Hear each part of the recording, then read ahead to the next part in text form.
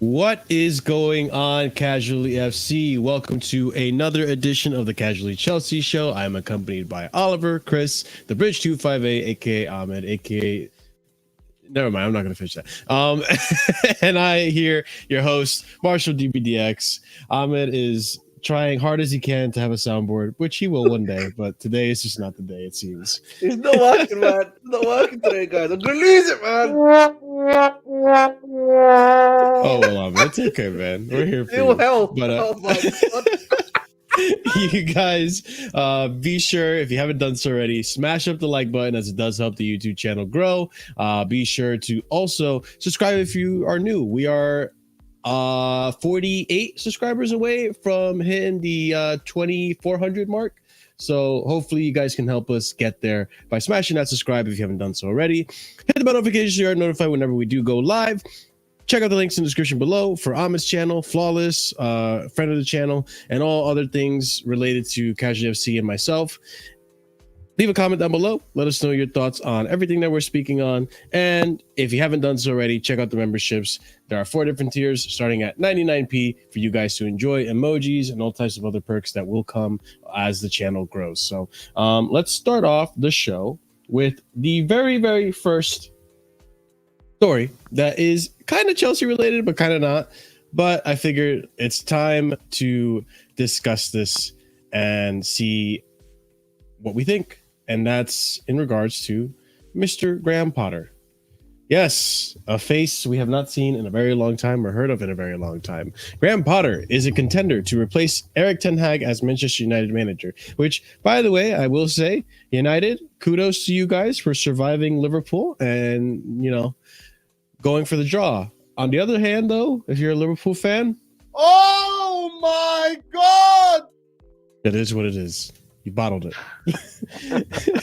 But yeah, I mean, do you guys think Potter is going to succeed if he were to go to United?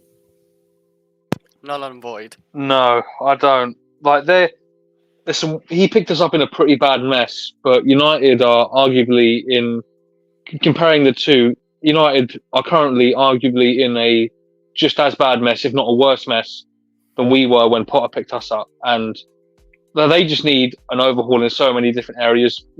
I just think they were a lot more damaged as a club as compared to when he picked us up. So, and we've seen him. I just don't think he's the kind of guy that operates at the top level anyway. So, I can't see this going well if it happens, personally. Yeah, I mean, there we go. That's what I meant to do. I mean, I feel like the pressure will get to him. Very much like the pressure at Chelsea got to him. Big up, Scott. But I mean, I don't know. If they get like a director of football, then maybe something could work with Potter. But it's not like, I'm looking at the season now, and it's not like I look back at retroactively now at the previous season, and I feel like if Potter actually had a striker, maybe we would have been a lot more successful with Potter. Instead, he was kind of forced to, well, he wasn't really forced, was he? I mean, he kind of was. He was forced to play Havertz there constantly, over and over. And he couldn't, for whatever reason, play Aubameyang there. So, I mean, maybe if they keep a Højlund, right? Or whoever stays, and he does take over, maybe it goes well for him. I don't know. What do you guys, what else? What Yeah, do you guys because think? Højlund does so well for United in goal scoring aspects of like United. Like he does. I mean, it's better than Havertz. It's It is. It's actually not. He's got no goals. No, he's got It's no not goals. even that, bro. Premier I League. just watched a clip.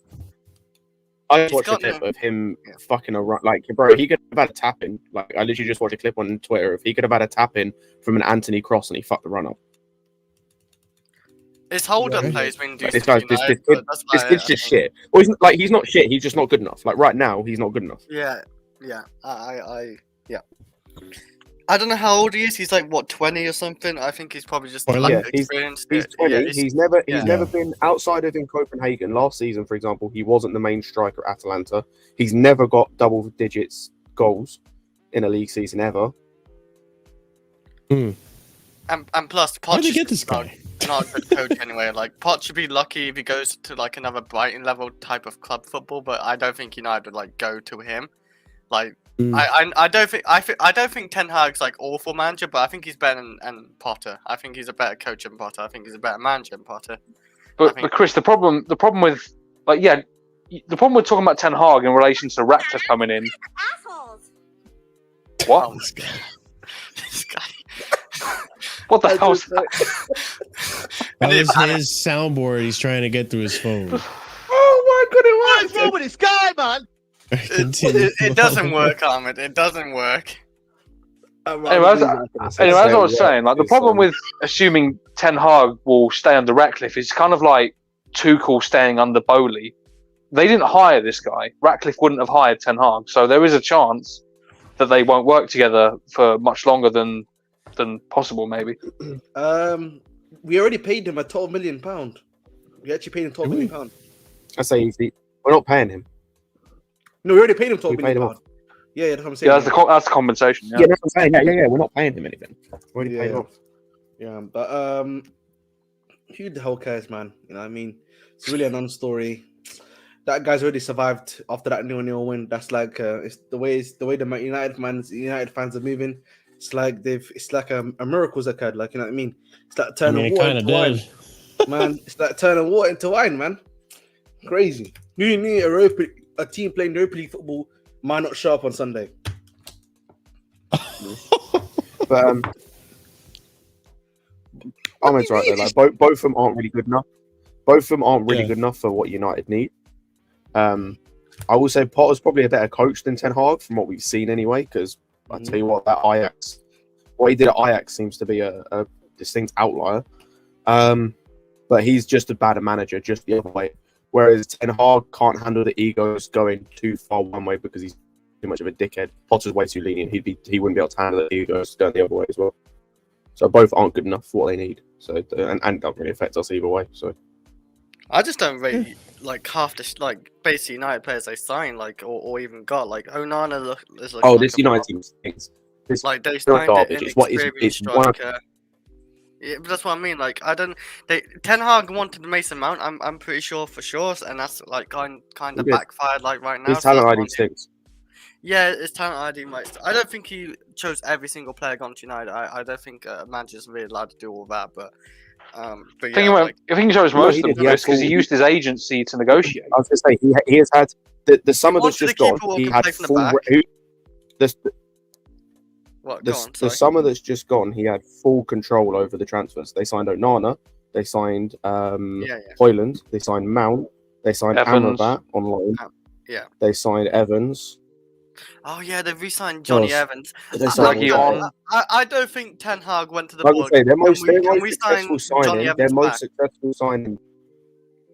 successful signing is the guy that they brought in as an emergency loan at left back. That's their best signing. Johnny Evans hasn't been too bad for United this season either, like what I've heard and seen as well.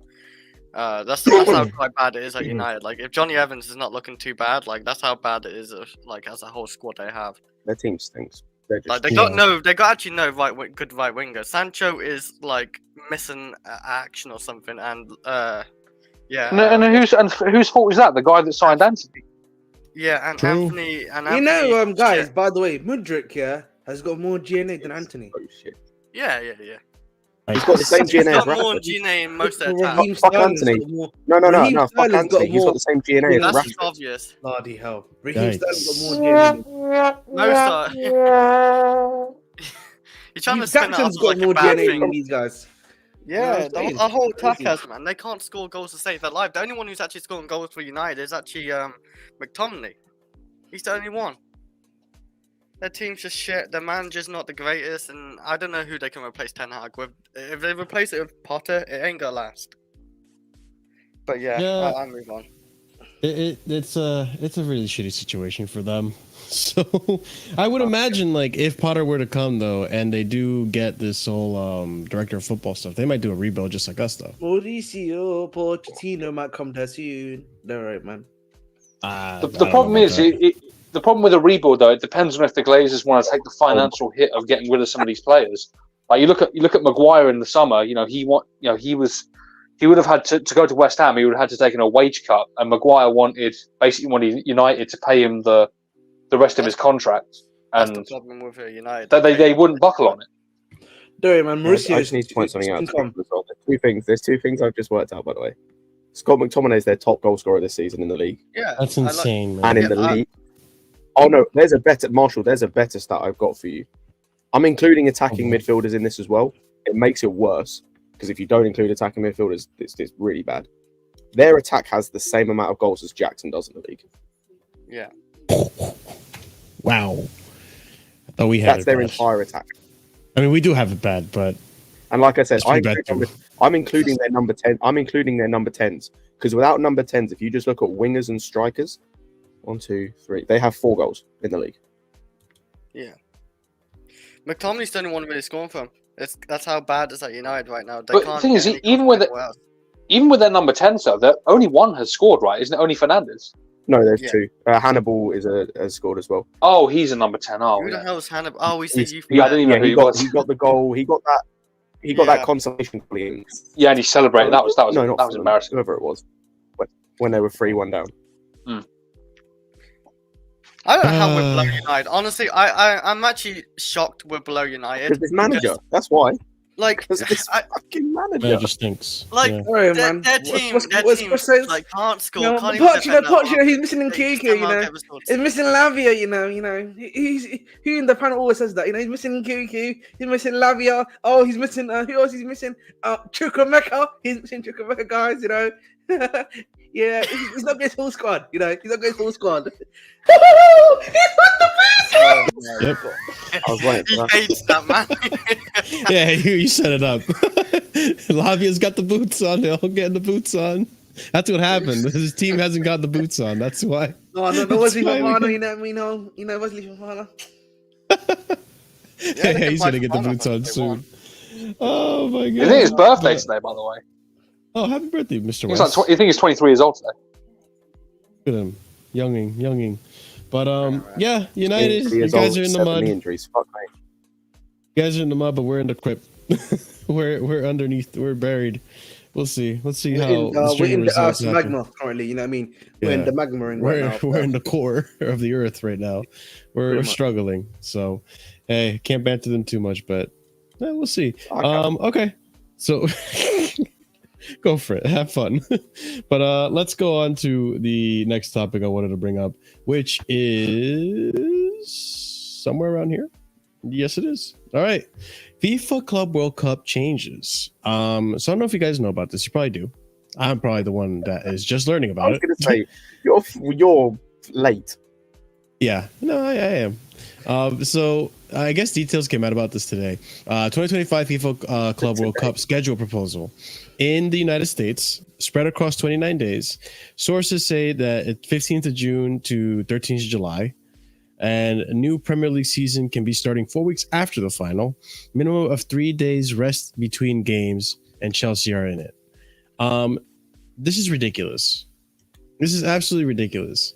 Like, at what point is it going to get to the point where like the players are just going to not show up to play anymore because they're sick and tired of this schedule cramming? Like, it's getting to a point now where I just don't see there ever being an end to the football season now for any club, any big club. I think it's a little absurd. Like, we don't need to do this. This is unnecessary. I don't see the issue. You don't think like, their schedules it's are every- already packed enough as it is, Scott? It's Bro, every this is 4 just years, right? pre-season. This is just going to be a more important pre-season. This just Yeah. means that like this is what pre-season is for us. And at the end of the day, what I do like about it, not in relation to Chelsea, is the fact that it gives clubs that have like weirder seasons. Because the thing is, like, normally you'd expect the teams like your Real Madrids, your Chelseas, Cities, etc., your European teams to do better in this because they're the better teams. But it gives the teams that are playing, a winter league where they play from like around March, February-ish to December. Your MLS, I think the Mexican league is the same. I want to say the Brazilian league's the same. The South American leagues, etc. It gives those guys more of a chance, which I like. Plus, as I said, for us, it's just pre-season. It just means it gives you an incentive in pre-season. Instead of us playing that Champions Cup nonsense thing that we do that means nothing anyway.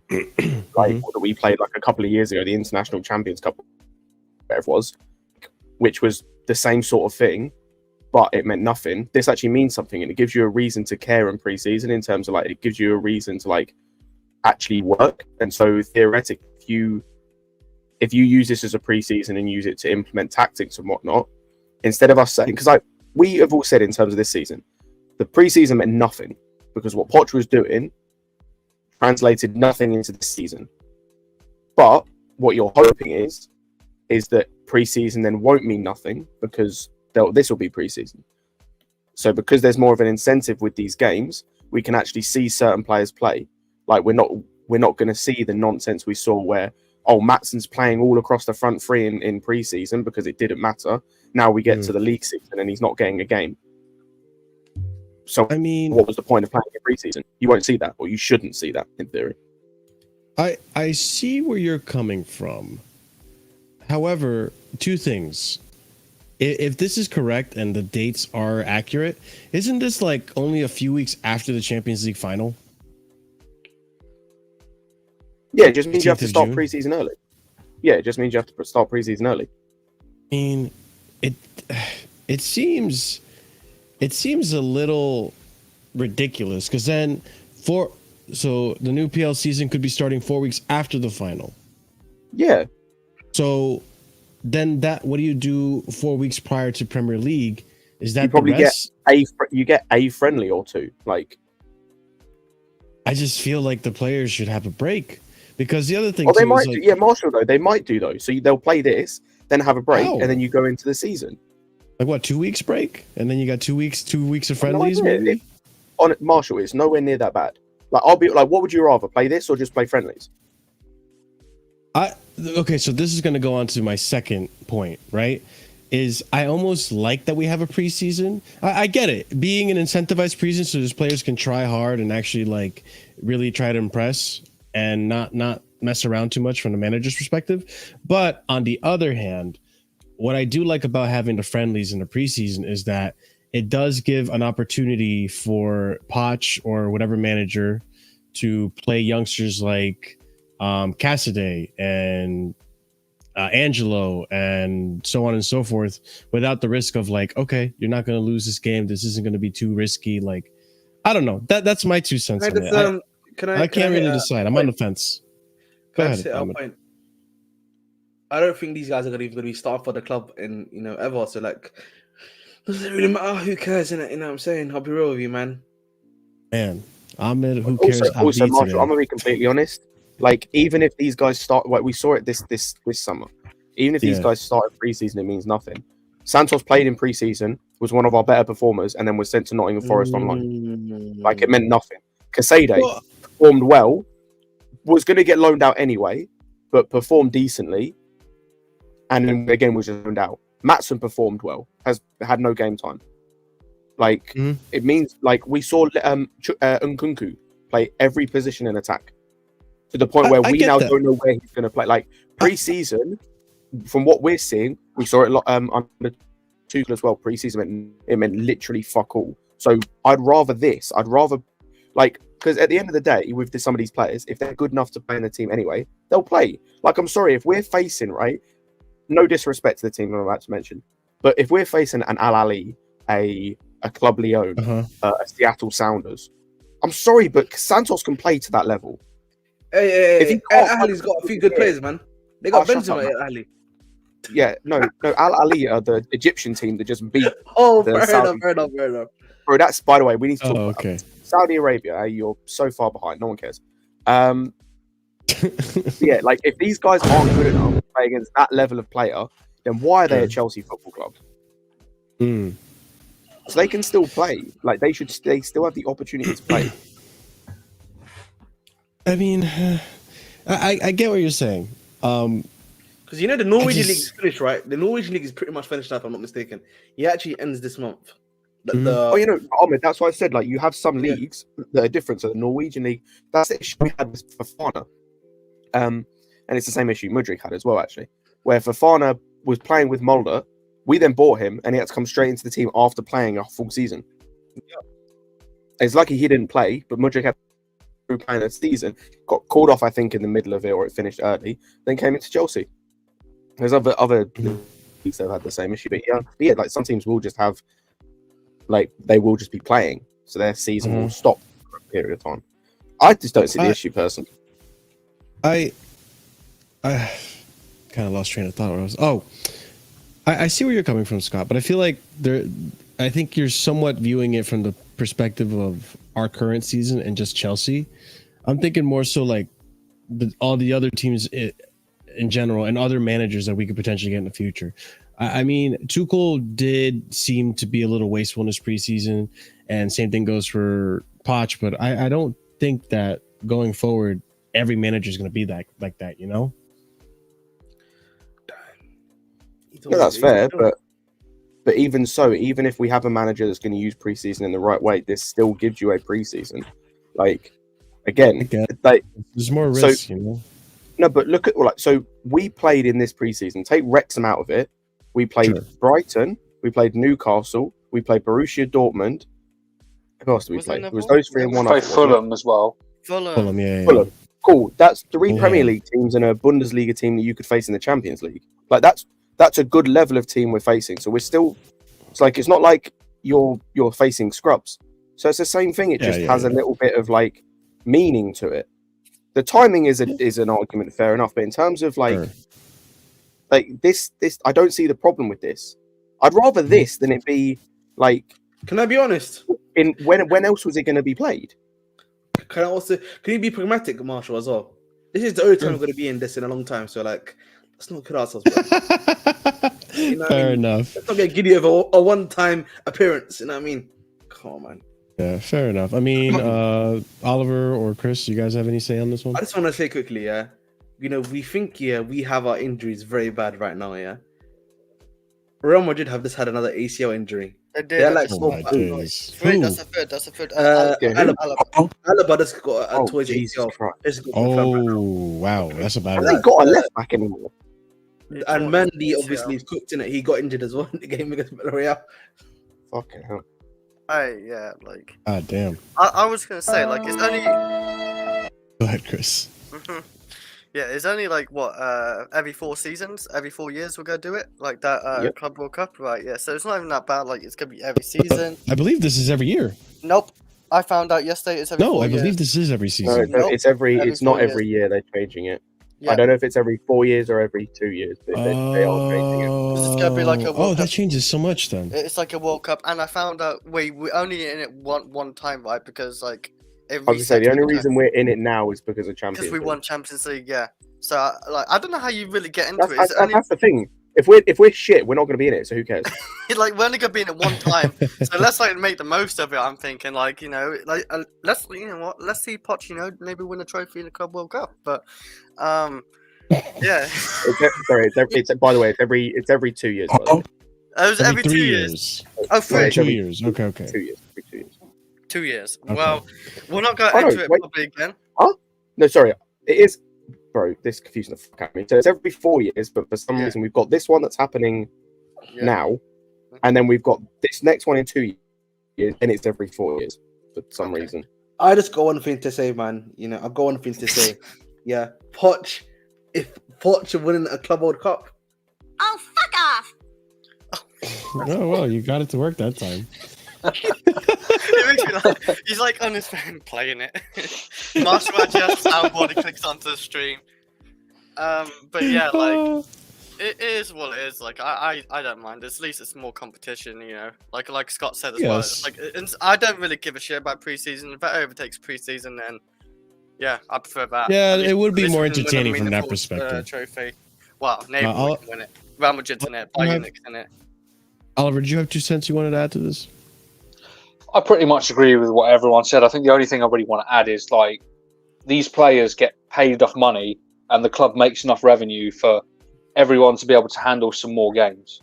I don't see the problem personally. We're big clubs. We're meant to have big squads that can handle more games. So deal with it. Also, for me, Oliver, like I said, it shouldn't be more games because just going back to Vic's comment that he made, Vic, if clubs do that, that's on the clubs at that point. Like, if you then decide to arrange, like United this summer, arranged about 8 friendlies. No one else did that. That's on United. Like most teams only do about 4 friendlies, which I think is the amount of games roughly you're not playing, depending on how it fucking works. I haven't fully read how it works in terms of the amount of games you played. But if other teams decide to then arrange 2 or 3 more friendlies for extra money, that's on the clubs. Then I have no sympathy for the clubs. I have sympathy for the players, but I have no sympathy for the actual clubs themselves. Yeah, I was thinking about this when what was it? What was the Barcelona midfielder that got the injury? Was it Gavi or Pedri? Gavi. Gavi. They both got it. They both got injured. By Who got the ACL on Spain duty? Gavi. He got both the ACL. Okay, yeah. ACL.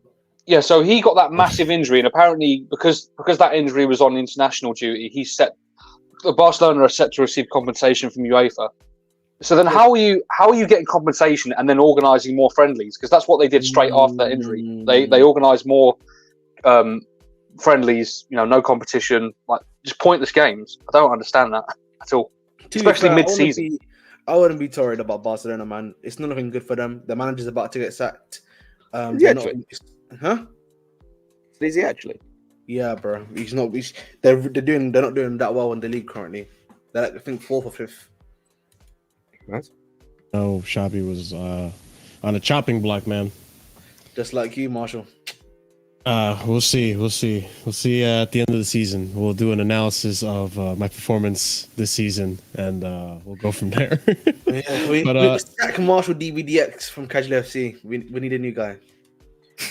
You're gonna have to go on strike. How the grab your torches and pitchforks. But all right, let's go ahead and continue on to the next topic I wanted to bring up, which is basically an injury on all our updates. Basically, an update on all of our injuries. Which there's a list again, a long list again. Look at this, guys. This shit's fucking unreal. All right. Robert Sanchez continuing to undergo specialist assessment. Mark Cucurella undergoing assessment and due to meet with foot and ankle specialists to decide next steps. Reece James undergone assessment this week and beginning rehabilitation program, which we'll go into more detail about Reece James. Trevor Chalobah continuing to undergo his rehabilitation program. Ben Chilwell, Carney Chukwuemeka, Fofana, Ugochukwu, all of them continue to undergo the rehabilitation program. Nani Madueke is progressing with the reconditioning phase of his rehabilitation. So he's going to come back to the fold soon, if at all. Like, doesn't matter because he's not going to play. Romeo Lavia returned to partial team training. Malaguso returned to full team training. And then we have Nkunku that returned to full team training. I wanna give a special congratulations to our medical team, and it goes something like this. Boy, oh boy, really great work, bitches.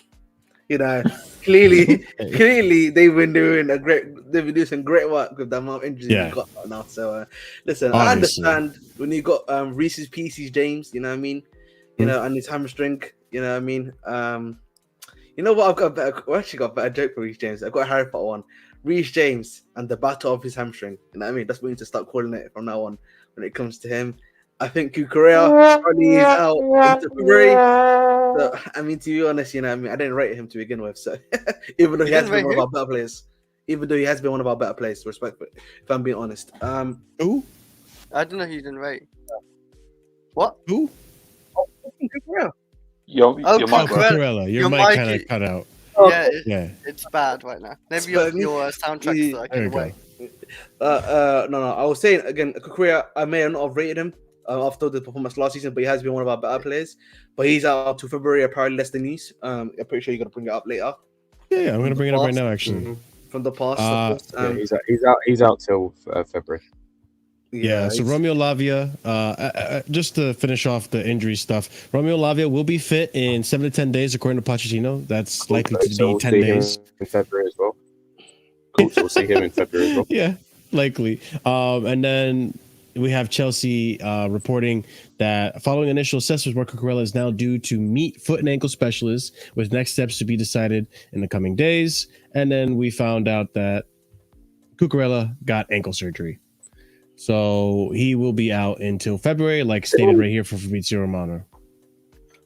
Has it been reported what he actually did? I know he twisted his ankle, he rolled his ankle, but did he damage ligaments? Did he tear something? I haven't heard anything. Yeah. They've never said anything like that. He But just like, had- obviously, he just Rob- had surgery on his ankle. Could have been anything. Yeah. Like, it could have been anything to do with his ankle. He just had yeah, they've surgery on not. it. Yeah, they literally have not That's all we released know. any details. It was quite weird because, like, in the game, he obviously got subbed off for Maatson, but there wasn't really like a massive song and dance about it. I didn't even know he went off injured. I just thought he went off. No, it got Yeah, I reported think I got hooked. afterwards. Yeah. Bro, I Because couldn't No, watch I know that, but I didn't Like- know at the time it happened when he went off. Yeah. Oh, you know, I that's didn't new. know. None of us knew because like it Yeah. didn't look like he'd like actually done anything to his ankle at the Yeah, time. yeah. But, Yeah, you yeah. know, but I think for me, obviously, you spoke about those two. Sanchez, how long? We don't know how long he's out for, but it seems to Nope. be for. Yeah, but Sanchez too. That's another one about Sanchez. He was. But Sanchez played. had his injury since United, though. Apparently, No, Yeah, I'd say yeah. Sanchez got injured during United, and this idiot played him, and then wondered Yeah. why. So he might be out for a while because they're not saying anything about him yet and how Yeah, long he's they going to be haven't. out for. I don't know what happened with Ugochukwu, guys. Like, I don't know what his injury. No is. idea. Dunno. That one in Nothing in Madueke, training. I say that one in Madueke, we've heard nothing about. That happened like 2 weeks ago, and we've heard Yeah. nothing. It literally begs And we belief. haven't- And the thing is, though, with the Madueke one, is I swear there was a report saying like he was fit but had still not been included in the match day squad. So like, Yeah, Bro, I think there was something in the program. bro, I don't understand like half these injuries. Like Vic mentioned earlier, I didn't even know what Chalobah's injury was, and he hasn't played the whole year. He's been out for like basically since. Isn't it the groin? He was summer. supposed to only be out for like 4 weeks. No, Man. it was high. Vic it was just said literally- thigh. Like, bro, I couldn't tell you what it was. Oh, I got no thigh, idea. It thigh. what was like a hamstring at one point as well, but he had the hamstring Oh, here it initially is. all the way until the end of August, and then there's like he had a setback with his thigh apparently. Bro, So this I is don't what know I'm what's saying. Like, half of us have got no idea what the fuck is going on with these injuries. Apart from a couple, like obviously Farnell we know, like I think Reece we know, and like a few others, like Carney we know. Half of these people we don't know what they're injured for. Like we know nothing. We know absolutely nothing about these injuries. I wish we had a little transparency on that situation too. Yeah. because That's- That that's- relies yeah, on that's what I mean. that relies on competent That's like journalists being at the transparency. press conference to ask the question. that is true. But like, Journals- to be fair though, even if they're not, I'd expect the club to like what I'm reading in front of me is a bunch of nonsense. Like this tells me nothing. Like this just tells me they're all still injured. Yeah, there's no details. Literally, Like I see this like- every week. I keep seeing people talk about this every week, and like I got none of this means anything to me. It's just a bunch of Mhm. words. True. I Yeah, mean, there's no that's- there's no doesn't tell me time when they're scale. gonna There's be no back. detail. Like I say, it doesn't tell Only me had when a they're going to be setback, back. that's It all we doesn't tell know. me what injury they've got. It doesn't like how the injury's looking in terms of if they're progressing well. Like it doesn't tell me anything. Yeah, it's a very strange. Like, I don't know. I you know don't what know. these? You know what? Yeah, we know what we are right now. This is what we are right now. Like anytime we hear anything about all this nonsense, it is. Sure, buddy. Sure. You know what I mean? Like we don't believe you, man. Anytime we hear he's got that, okay, but then like he's out for 1 month. That's not a real injury, man. I don't know what's Was going it- on, man. Ahmed, especially after the last don't- game, he puts Nkunku in the squad but doesn't even play him. Oh, he needs more recovery time. But he's in full team training. Breaking news. What's this breaking news that's happened? Yeah, so he said he wasn't fit enough. Like, why is he in the squad then? I don't. This whole He's in full this team whole training team- as well. Like, I don't understand.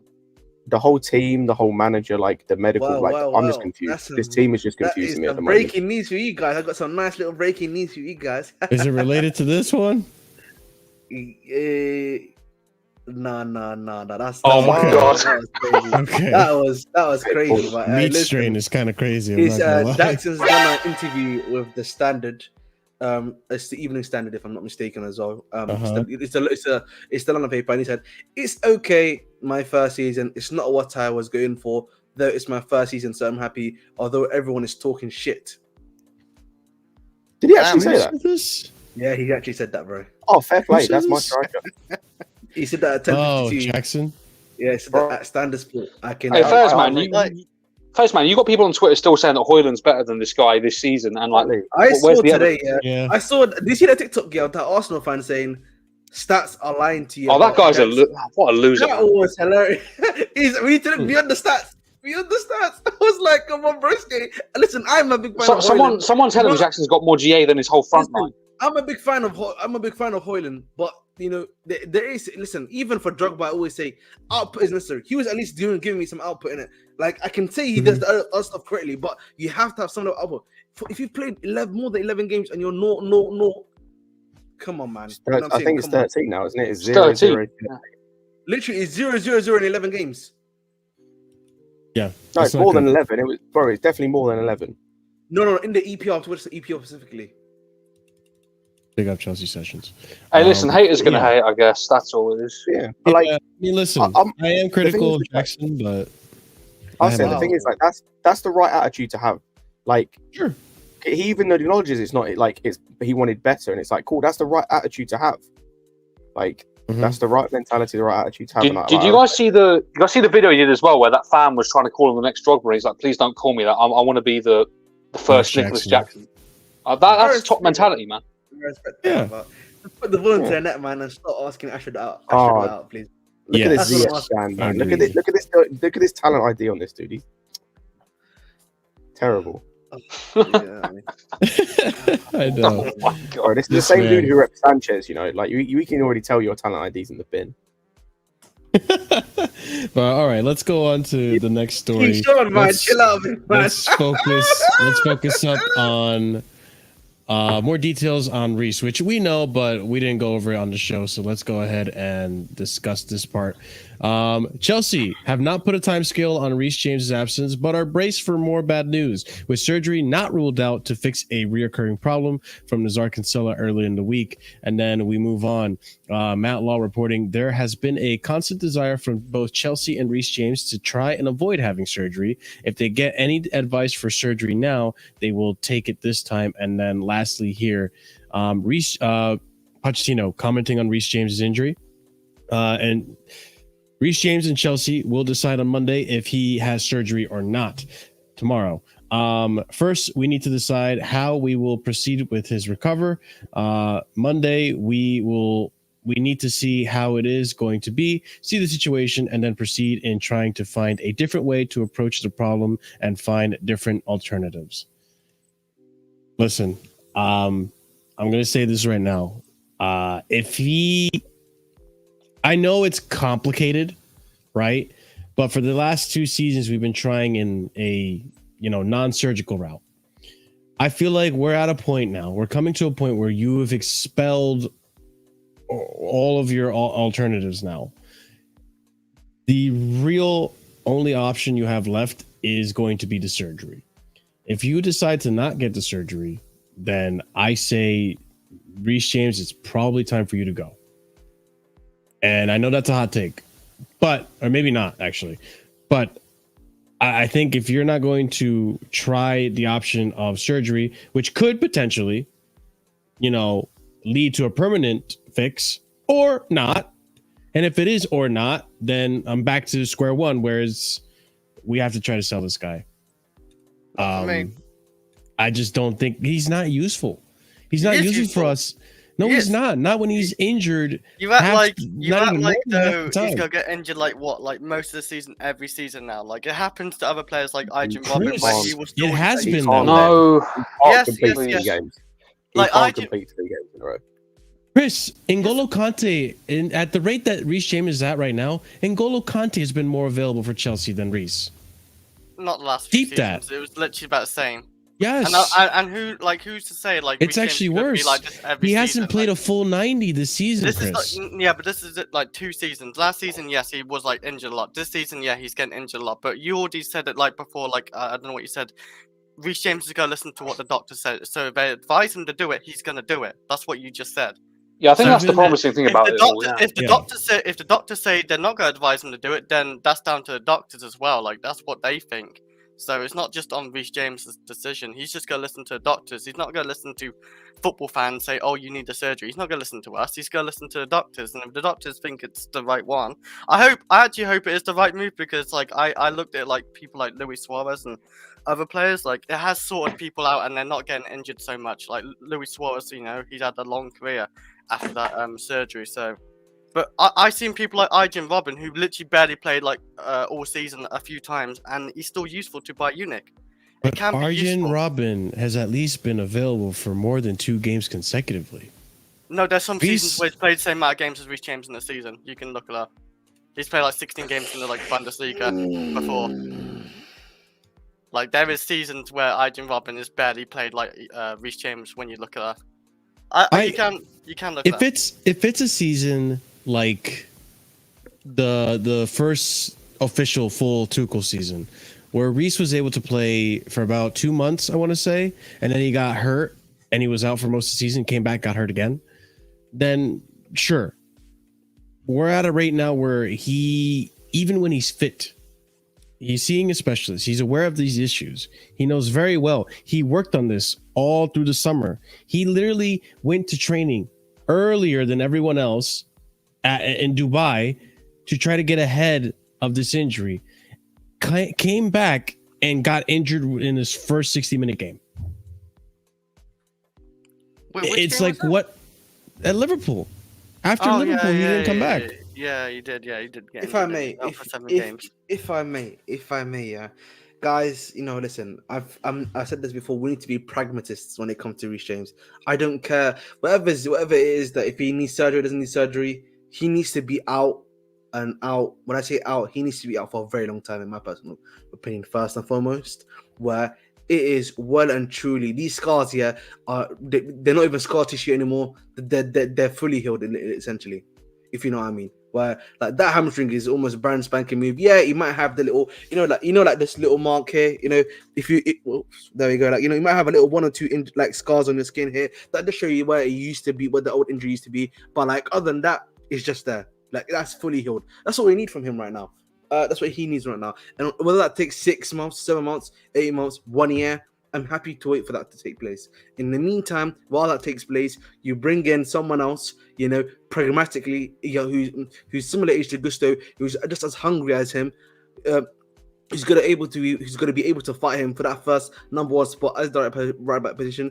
And if Reece James comes back, after everything that he needs to do has been done, and he's still not able to match that bill, not being able to do what he needs to do, then as I've said to you guys before, it's time for us to wash our hands. Thank you very much, Haji. Thank you for your time at the club. Respect, but love and guidance. You know what I mean? That's what we need to do. It's pretty simple. That's all it is. And this is me saying, surgery or no surgery, we just need to make sure that's all that's left on that hamstring. Yeah, is just a mark which says, "Oh, I used to be injured on there," but it's fully healed. That's what we need to say. But the thing is, like, listen, it's not my call whether or not he should get surgery, right? But I feel no, I don't care though. For me, Marshall, I think the point for us, all of us, should be: it doesn't matter whichever course is the most that's going to yield the best option. That's what they should be chosen at the end of the day. What I'm saying though is the recovery period afterwards that needs to be taken into consideration. We need to give this guy as much time as possible, but at the same time, as the club, you cannot leave yourself exposed to just having Gusto there, and then the next guy you can only play over there is Axel Disasi. Respectfully to Disasi, he's a good centre back, but there's a reason why he's a good centre back and not a good right back, because he turns slower than a flipping tractor, and those shits here are very slow to turn. Yeah. Okay. But the thing is, though, listen, I don't know how many other alternatives they can go about trying to fix the hamstring issue. I'm sure in the last 2 years of trying to deal with this, they have exhausted most of their options. I think they're left, between a rock and a hard place right now, where it's like, Reece, I think our only option is we're going to have to try surgery and see if that fixes it. We tried this. We tried massages. We tried stretching, yoga, so on and so forth. And this is a reoccurring injury. He has a whole ass medical team just specifically like for him in this issue. I'm pretty sure. Like he's hired people. What, he has like a private one? I'm pretty sure he's seeing his own specialist. As a player, you have a second opinion, which is your own doctor. You have the club's opinion, and then you have your own opinion as well. Yeah. So I'm at the point now where, like, listen, I think if the only option for you is surgery and you're still stubborn or for whatever reason don't want to take it, then I'm sorry. I think it is time for you to go. You are literally becoming less and less available than N'Golo Kante. And I was already getting frustrated with N'Golo Kante. The thing is, I think just to key shows, which is probably so frustrating. Yeah, we agree with you too. But I think whether we like to or not. I don't care if again I will repeat this again for everyone, yeah, here and in the chat. It doesn't matter whichever one is good for him. Surgery or surgery. I repeat that he needs to be out, however, for a very long time. In my opinion, I That's would be fine. I'm willing to wait to see what happens when he comes back. Yeah, for a 1 year thing where he's completely out. He doesn't even play football. Just we let the muscle relax and it become healthy. If he needs to do some light training to make sure the muscle still springy or stuff like that for him to play football when he starts again, so that it doesn't feel like you're putting on too much pressure onto that joint, then okie dokie. But like again, what do you mean? I thought yes, he has though. He has been rushed back. There are times in the I would say last season. He's been rushed back since Lampard's last season for sure. Yeah, last season for sure. Last season. He's been rushed back since Lampard's first season. You know what? Okay, fair enough. But I was just talking about remember that Arsenal game. That Arsenal game where he looked shit and Tierney made him his him and Chilwell. Yeah. I was talking about specifically just even if you just look at last season alone, though. Just last season alone, I'm just saying specifically, he was rushed back multiple times. So the thing for me is, if you want to make sure this is well and truly, we're trying to put like a big full stop at the end of this sentence, at the end of this period, we need to make sure it's a full time out, full time recovery, then rehabilitation comes afterwards. That's what we need to do. Surgery or no surgery again. So like, why are we being honest? See? So like, I'm just like the way I see it too is like, as much as I love Reece, like I think Reece is a phenomenal player. When he's fit, probably the best right back in the world. As much as I love that, dude, that is useless to me if you can only play like 1 game or 2 games every month or every other month. Like, no, it's not helping the team. But you know what it is? Vic? Yeah, let's not get it twisted. Listen. All players will get injuries, right? Whether it be minor injuries, major injuries. The thing with Reece here, and frequency of it. The reason why for me, when it comes to Reece, I just want this one to be a situation where he's fully rehabilitated, and he may get hamstring injuries in the future, right? I'm not saying that's not possible, but at least it's not gonna be as maybe hopefully not as frequent because we've actually gone through the full process, taken our time with him. And B, it may just be another injury that's not his hamstring. It might be, an ankle injury, might be a toe injury. You never know. Maybe even a knee. Too. Yeah, so that's what we're trying to say, bro. Listen, Ziad, man. Respectfully, Ziad, shut up, bro, because you're just chatting absolute wass right now, bro. Okay, we know he's been rushed back multiple times. Literally, what are we doing? What are we doing here, man? Come on, man. By the way, I don't think even the club is ready to let him go yet because we just signed him on a 5-year. No, we don't even say let him go. That doesn't matter, Chris. It doesn't. No, we signed Lewis Hall on a new deal, and we were easily trying to get rid of him. So it doesn't matter. No, but you don't. Come on, you're comparing Chalobah. Like he signed a big contract with Chelsea. I'm not comparing them. They both signed 6-year contracts. They both signed big contracts. No big contract, 250k a week. Like is there any other clubs gonna pay an injury-prone Reece James 250k or more? Like 250k is his maximum with bonuses. It's an incentive-based contract. Yeah. No, I'm pretty sure that's with incentives. No. His base is 200k, no? If I'm not mistaken for you sure his base is 200k?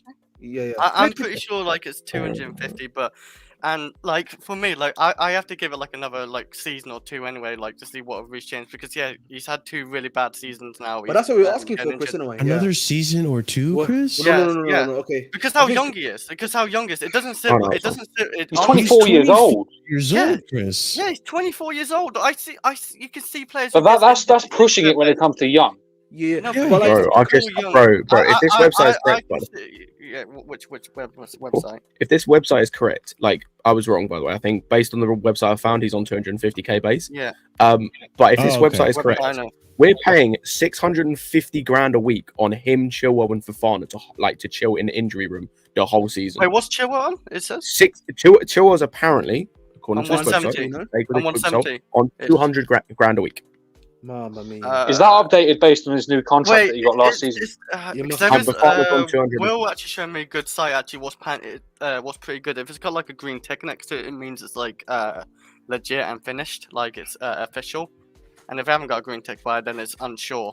But I'm not sure what the site. Yeah, but like, listen, guys. Yeah, at the end of the day, man, we know what these guys are. These guys are on big money, right? But like, if we come back to the Reece James things, we've obviously said hopefully what the situation can be with his rehabilitation and recovery. But again, I'll put the big but. If he comes back next season and the same thing happens, or like something similar happens where he just becomes very injury prone and he's unsuccessful in coming back, then it's time to, you know what I mean, that it's time to say rest in peace. And that's why, again, I think as a pragmatist, if you're being a pragmatist and a realist, or as like, and you're taking like the fan aspect out of it and just being like a tactical, you have to also say the new right back has to come in the summer or in January. Now. Can I ask a question as well? Who do you reckon would buy Reece James from Chelsea? Real Madrid.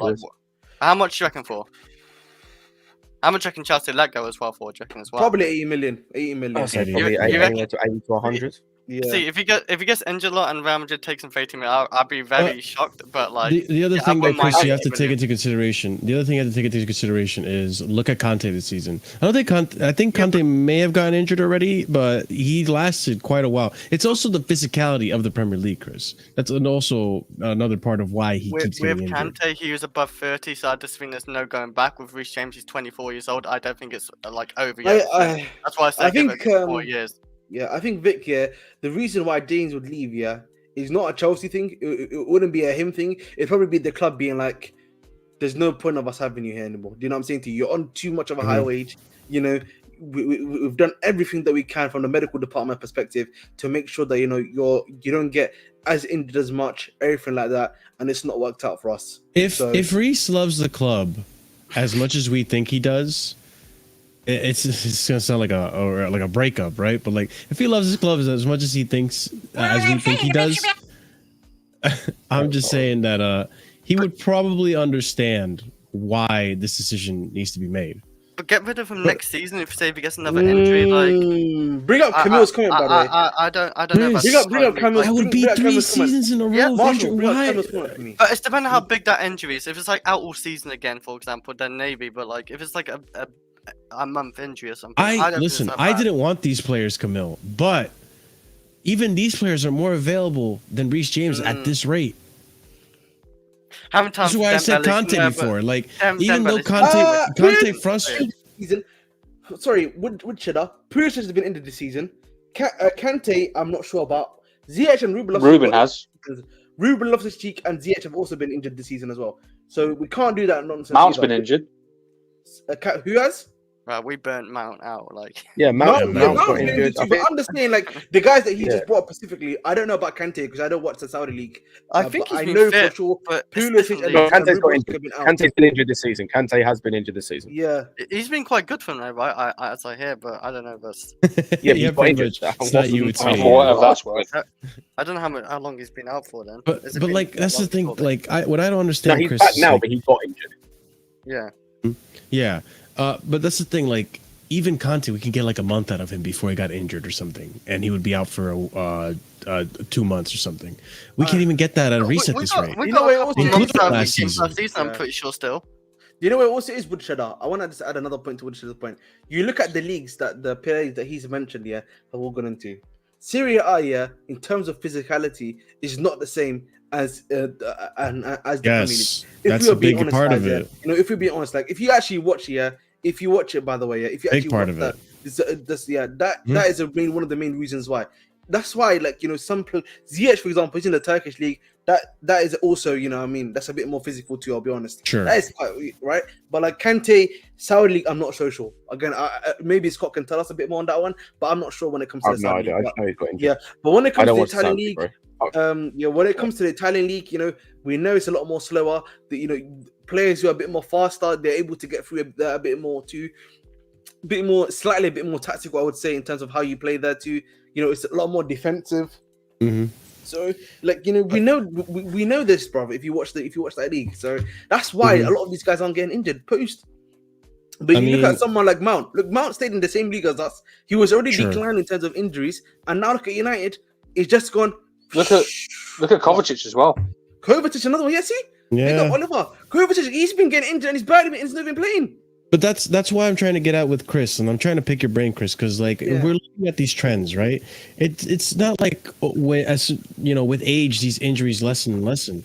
They're actually increasing. So what makes you think that they can get worse? Yeah, like Sturridge. But like Sturridge, Yeah, he got injured a lot, like in his whole career. Though he got. Yeah, he was. Yeah, He got Sturridge was very That's similar why. to That's Reece, I that, would say, that's for why that I game. say. That's why I say like Sturridge. Like I can compare Sturridge. Yeah, it didn't get any better for Sturridge. This is the problem though, Same Chris, because like situation. for every you bring up like the Iron Robin example, and fair enough, whatever. But And for he every was very useful, even when he But didn't hang on. play as much. for That's what I'm every saying. for every Iron Robin, you have like 6 or 7 like Michael Owens or Sturridges and things like that. They get worse throughout their career. Even Yeah. Arjen Robben, like I But, remember it towards doesn't- the it end of doesn't his sit career, right with he me was if still we got rid of available. Reece James. Who was still Yeah, available? Like he was. he would have a good string of games, you know, Who? where before Arjen Robben, like there was would- times he for, wouldn't. when the Netherlands some went to the normal World season. Cup, when the Netherlands went to the Right. World Cup for Spain against Spain, he was there for the whole entire tournament. That's Like we you're can't about the World even Cup count there. on that.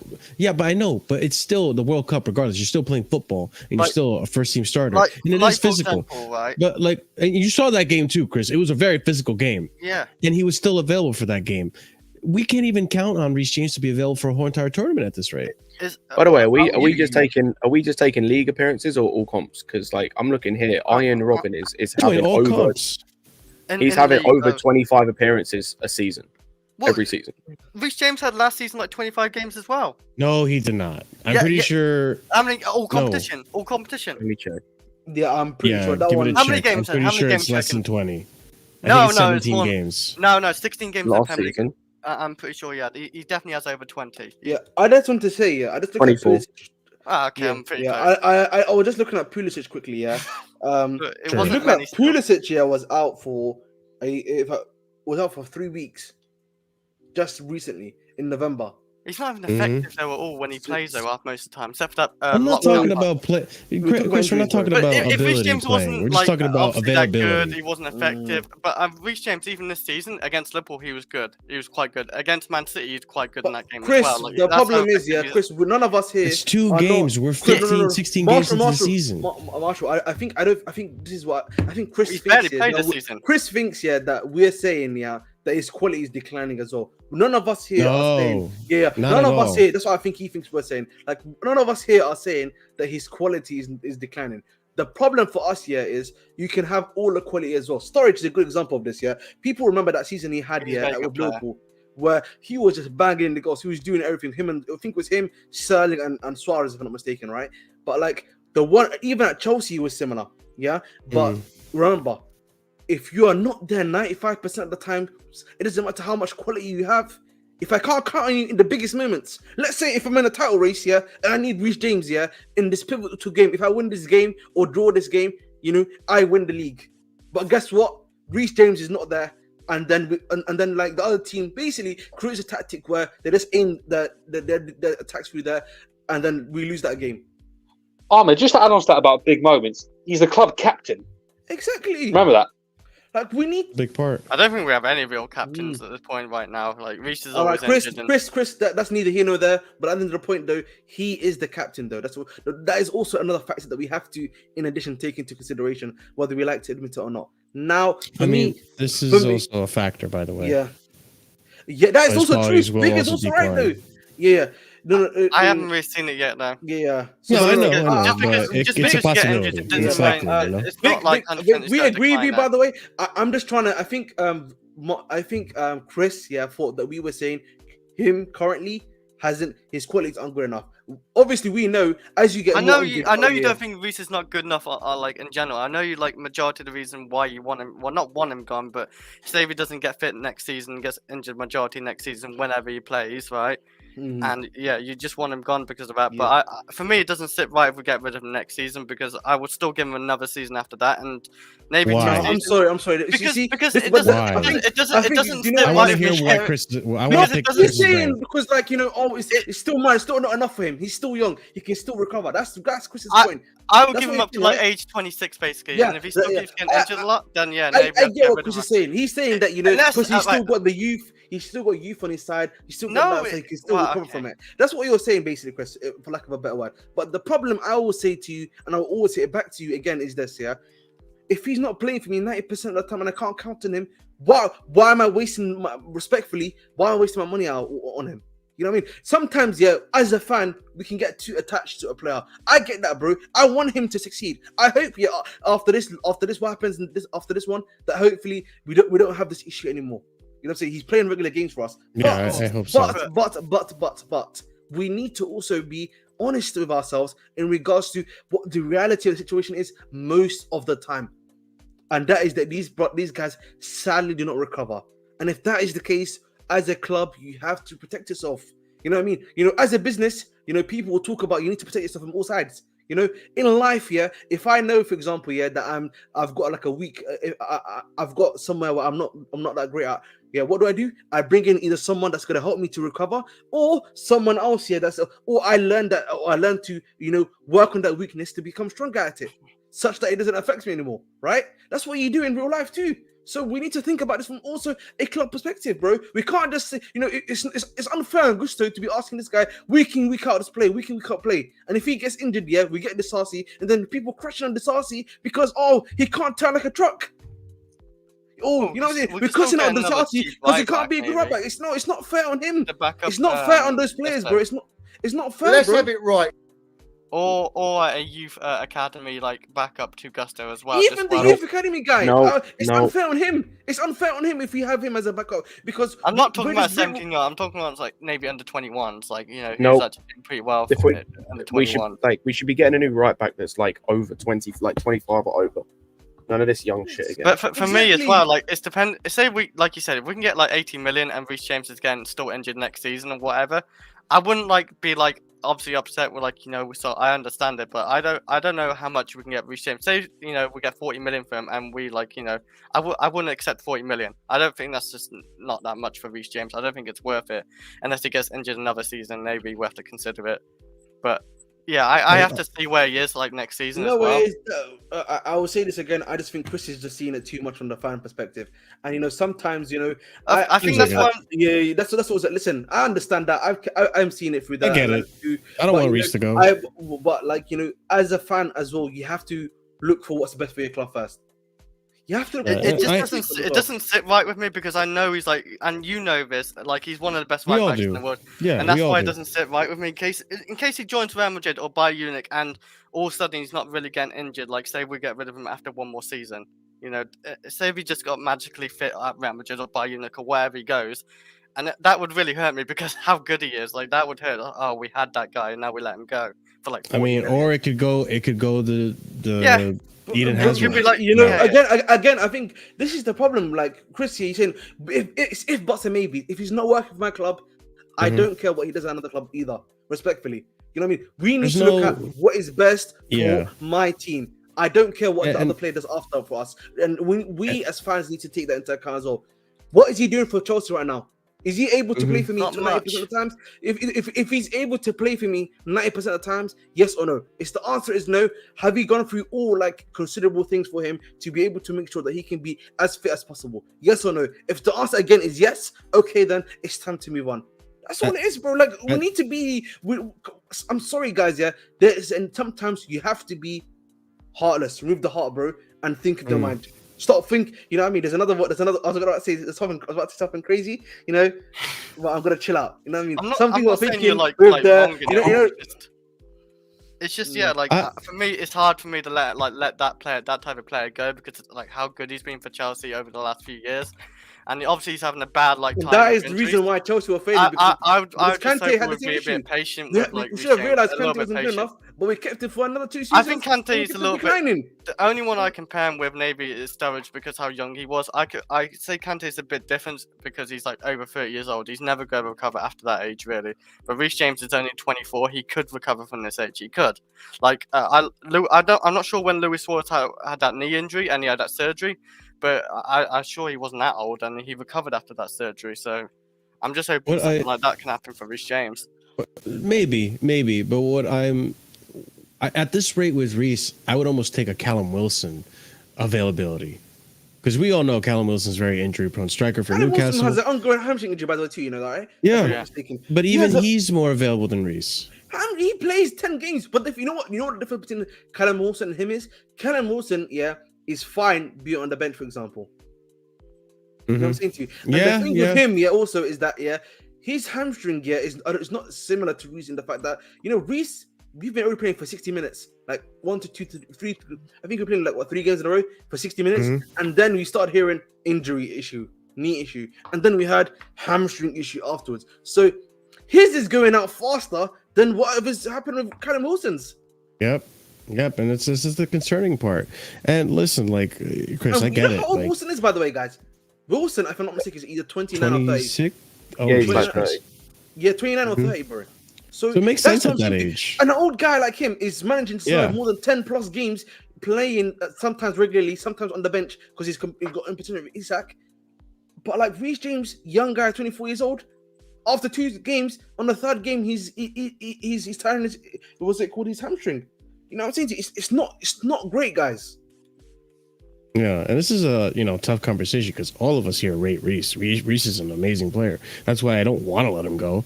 But at the end of the day, like if you are not available for the team, you have to go. And the one thing I wanted to mention too, I guarantee you, this is going to be an incredibly difficult position or decision for the ownership as well, because if they were to sell Reece James, what percentage of the fan base do you think is going to lose their fucking heads? It would be insane. It'll be a lot, but I just advise them to cover their ears.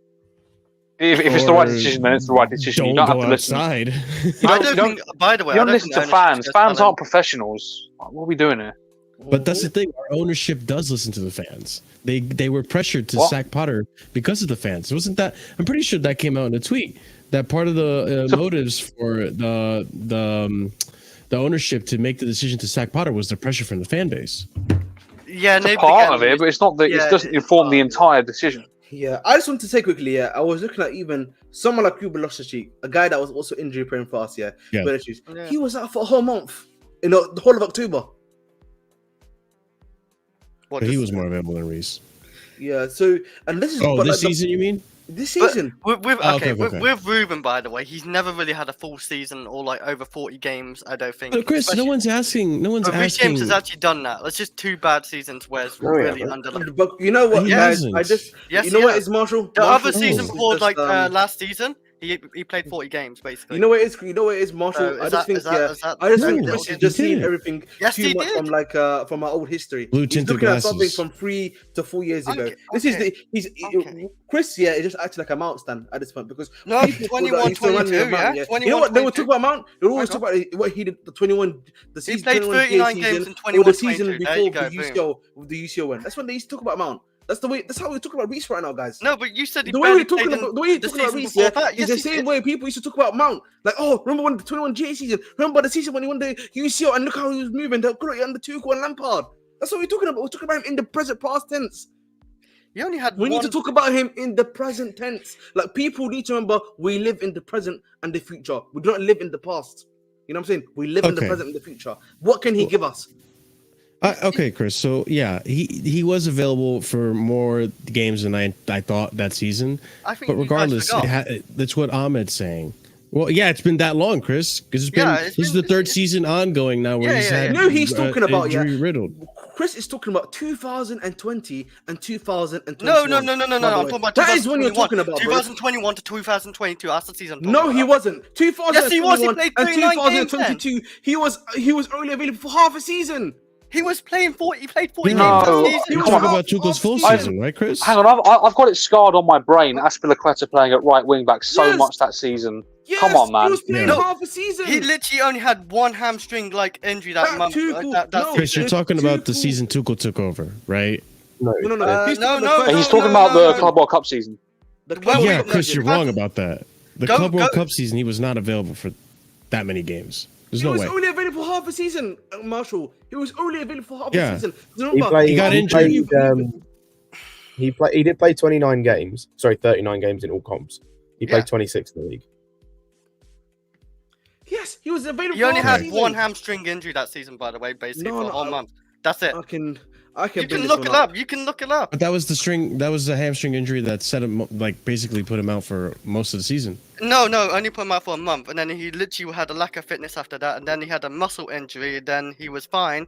Then he had a little hamstring injury, then he's fine for the rest of the season. A little Literally missed hamstring. one- See? Yeah, So he's one had game two he hamstring missed. injuries in the same No, period. he had two. He had two. Literally 1 month, and then he literally had it for one game for West Ham, and then he came back playing. He literally played 9 minutes game. He The literally way played 9 we are minutes acting, later.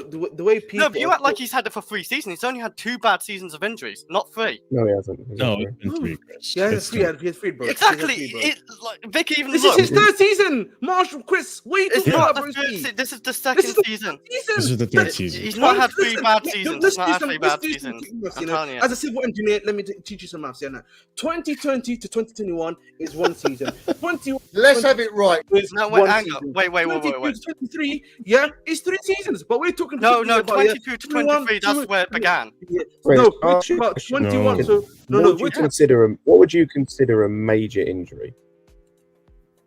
Chris. Wait, what do you mean? Like how long or what Like, type would of you injury? say like in terms of like how long they're out, how many days they miss, like how many games they miss? I think like all competition, like how long? No, they're out just just in general, how many games? I think if he has more than one big injury, like out for like No, two, is it like so? What would you consider a big injury? So would he have to be out more than 4 I games think- for you to consider it a big injury? For I example, think like that? How I many think games? like about like 2 months, like that's a big injury. Like a month, like maybe like you could have said So- month and a half is a big So you'd say injury. 2 Like months. He's Yeah, had a major injury every season apart from one at Chelsea. he's had sorry. Every season he's been at Chelsea, outside Yeah. of 1 year, which was 1920, he's had a major injury. Yeah, What, is that 1920 is the been out for season 2 he was months? most available. Yeah. That's Yeah, what he I had was an ankle. His first season, he had an ankle injury, which kept him out Oh, the- for June, July, August, His 4 first months. season though, but he wasn't really getting used a lot because he was getting like slowly. That's fine. Yeah, it was. That's fine. What do you mean? Yes, he was. Yeah, no, Lampard I was thought- using him. No, he was using him, but I thought he's like slowly like introducing Reece James because that's his first Premier League season. Okay. I'm pretty sure. Probably because Okay, he was so if I- injured. so But if let's I may- continue. So if I may, yeah. So I he, wanna, so he you got know- he got a major injury there that he was out for 4 months. 1920 he was fine. No, sorry, 2020 to 2021 he was fine. He had a couple of small injuries. Yeah, he did. Yeah, then that 2019, 21-22, yeah, he did have a big 21-22 he injury, missed but- 2 months from a hamstring injury. 22-23 he had 2 major knee injuries within the space of like he basically missed 4 months because they happened within about 2 weeks of each other. And then this season he's had 3 if you include this one. But I think playing like I just- around I near just 40 wanna- games I this just wanna- season isn't a bad injury season, really that bad. I wanna if, just if it's make it- under 20 or 25, then yeah, it's really I just bad. want to make it clear. Yeah, I just want to make it clear.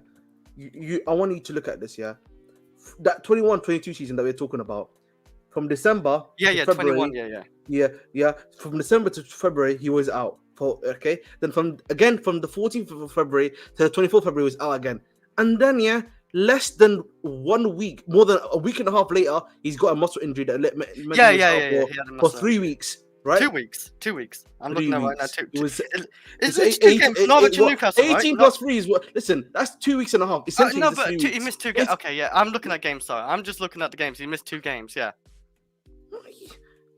Yeah, because Yes. it's 2 weeks and a half. Yeah. Okay. Okay. Yeah, okay. After that, within literally 1 month later, 1 month later, it took him literally 4 he had a weeks, hamstring for 1 game. yeah, Yeah. he had another hamstring injury, which meant he was out for a whole week. Yeah, And then, and so that He was his came last back for injury. United, right? Yeah, he then, came back so for that, United. so that was the whole. So that's when that was the whole season. Then you then look at that. He had Meaning- one and bad then- injury then that season. Yeah. Last season, 2 months out. Then he had after a week. Yeah, it took him 1 week. I remember this. Do you remember this, guys? Right. People seem to have forgot this. Yeah. People forget this. Yeah. Remember, we had 1 week. Yeah. He had like I think it was either Bournemouth that we played, and then the game after. Yeah, a home game again. Yeah, that's when he got injured. Do you remember, guys? It was under Potter as well. Last season. Oh, when he- last when he season. had Yeah, other there's a lot, major- too many. No, Ahmed. He came off in the Bournemouth game. Was it the Bournemouth game? So it was the game. He got injured at 60th minute. Yeah. I hear you. First game back. You're on about last Yeah, season. I hear you, I'm not. but then, I'm not yeah, even so gonna- then- I agree with you. He got injured a lot last season. I'm not even gonna defend that. Like, Yes. So then after that, you got the hamstring injury that they had, and then the illness and everything like that. And then look again, still all of March, he was having issues. Then he had a thigh problem again in March, and then something else happening again So it will just continue on, literally from March onwards. I agree with you for the last 2 seasons, like last season and this season. And- It's been woeful of injuries. Like I can't even like say, oh, he's barely injured. It's just the other season before he had some injuries. Yes, he had some injuries, Big up, but not a Steve. lot. But that's my point, Vic. Vic, sorry, not Vic. Chris, you've Chris, said the yeah. last 2 seasons. Yeah, They're the last currently in season number 3. The No, Magic no. 3. When I say The sorry, Magic when 3. sorry, The sorry, when I Magic 3 now. wait, hang on. I think Magic I 3. said it. I think No. when I say last 2 seasons, You said it from I your own mouth, man. know Not me. I know what I said. Yeah, I know what I said. Yes. When I say last 2 seasons, I kind of worded it wrong. My bad. I meant last season and this season. The season before He's that, only so are you really No, telling he's me on his third in- season. So is what are I'm you saying. No, really this- saying this to me is his second season where it's gonna be let's fucked. me make this clear. 2021 and 2022, yeah, he did Yeah. not have No, he had injuries. one bad injury, but it wasn't like he was out all season or something Bro, like that. he was out for multiple parts of that season. No, he literally had he was out for one game for another hamstring. That's one game. I don't really care. What are you for, talking about? game. He literally was out for hamstring injury. He then in that same season had Yeah. another hamstring injury. So and he's also was out with muscle issues. So Yeah. He he's had a so- muscle issue for so, he was out 2 for games. a Yeah. big part of that season, bro. Let's not get it twisted. Bro. He still played Let's not get 39. twisted. Is playing 39 games bad though? I think that's still okay. I'd rather saying that it than was- what's happening Yeah, last yeah. season and this Yeah, season. yeah. One yes, second, yes. Marshall. That's what I mean. Yeah, We're saying 39 games that he's played. Out of the 39 games, how many of those are appearances? He's coming off the bench. I have to really look into that. You But have to think about it. It's so easy, yeah. It's so easy for us to say, okay, he played 39 games. Just, But yeah, we don't know I'll how be many real, of the yeah, I'm not 39 going to games. remember every How game many he's played. 39 games has he actually started, guys? You know what I'm saying to you? We need to. I wish don't- that said but- how many games he started. I don't think it tells you. That's what I'm sadly. saying to you. But you can go by he's But, still played a I lot wanna- of 90-minute games. He played minute wise. He played in the Premier League. Oh no, this is this season. That's 1200. Can you go to Chelsea Blues comment? Sorry, You know what I'm saying my bad. to you? He Oh, played. right here. He played yeah. 2,800 minutes in that season. Okay, one second. The standard's give me- almost 3,000, I think. 1 second. How many did he play? Did he say 2,800 divided by 90, 2008. right? He played in all competition 2,800 minutes. Normally the standard's around 3,000 minutes for per season, I would say, but maybe it's just a bit under. Because I think that's the per standard. You want to do 3,000 minutes. 2,800 Anyway. minutes. I'm That's also 31 by the way, 90-minute while games. you guys are doing this, I'm doing maths on a comparison between James and another player, which I'll come to in a moment. Who is Yeah, carry that? on. But coming back to it, yeah. Ahmed, sorry, those are the kind of players you have patience with, and the club have patience. The thing is, Chelsea Blue, I don't know if you came in earlier into the stream. What did I say? What I said was, Yeah, it this. definitely could be better. I said to you, this has to be the last chance saloon for him, in the sense of you need to give him as much time as he needs to recover. Again, and I will preface this with surgery or no surgery. Afterwards, in the meantime, the club has to also protect itself and make sure that it can maintain the team to a high standard that it needs to be, whether it is going for UCL football or European football. If that is the case, you need to go for another right back that's going to compete with Gusto for that number 1 spot and can also be backup for him, such that we don't need to use Disasi, who's our third number 3 guy, to see if that happens. I actually do. Now- I actually do agree. But we do Now, need a right back. now, once Reece comes back, and if we see how good Reece is, and if he's back to being available and Yeah. at the high level that we know he can be at, then you can just take out. If Gusto's not good enough, you can remove him. If the other guy's not good enough, you can remove him. I actually, that's the part I do actually agree with you. You see, that's what I've always said. And Yeah, then, I know. but if he's not good enough after he comes back after that, then you consider selling him. That's what I said. I didn't say sell him now. That's stupid to be saying selling him now. But this has to be the last chance saloon. I actually do what you said before as well. I actually want to see Reece James have a big break because I don't want to see him rush back in and get another big injury. And it might look over for him. It just. Mhm. Yeah, that's what I'm might saying have to you, talent. Chris. But So- we need to protect ourselves, though. That's the one thing I I want Reece James to protect himself as well. Because But the I thing don't is, want him to be though- that type of player.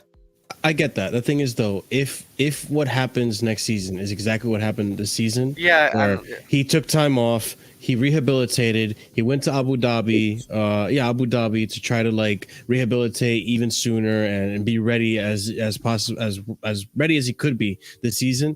and then he plays one game and he's off again with another injury for a month, or it doesn't even matter for how long. Actually, yeah, it doesn't matter.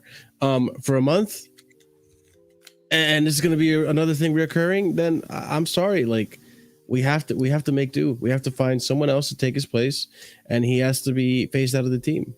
I hate to say it, I really genuinely do, because I really like Reece James as a player. I actually think he might go for surgery this time, by the way, because I think, like you said, I think so too. He's tried so many different options. Like you said, doctors have tried so many different options.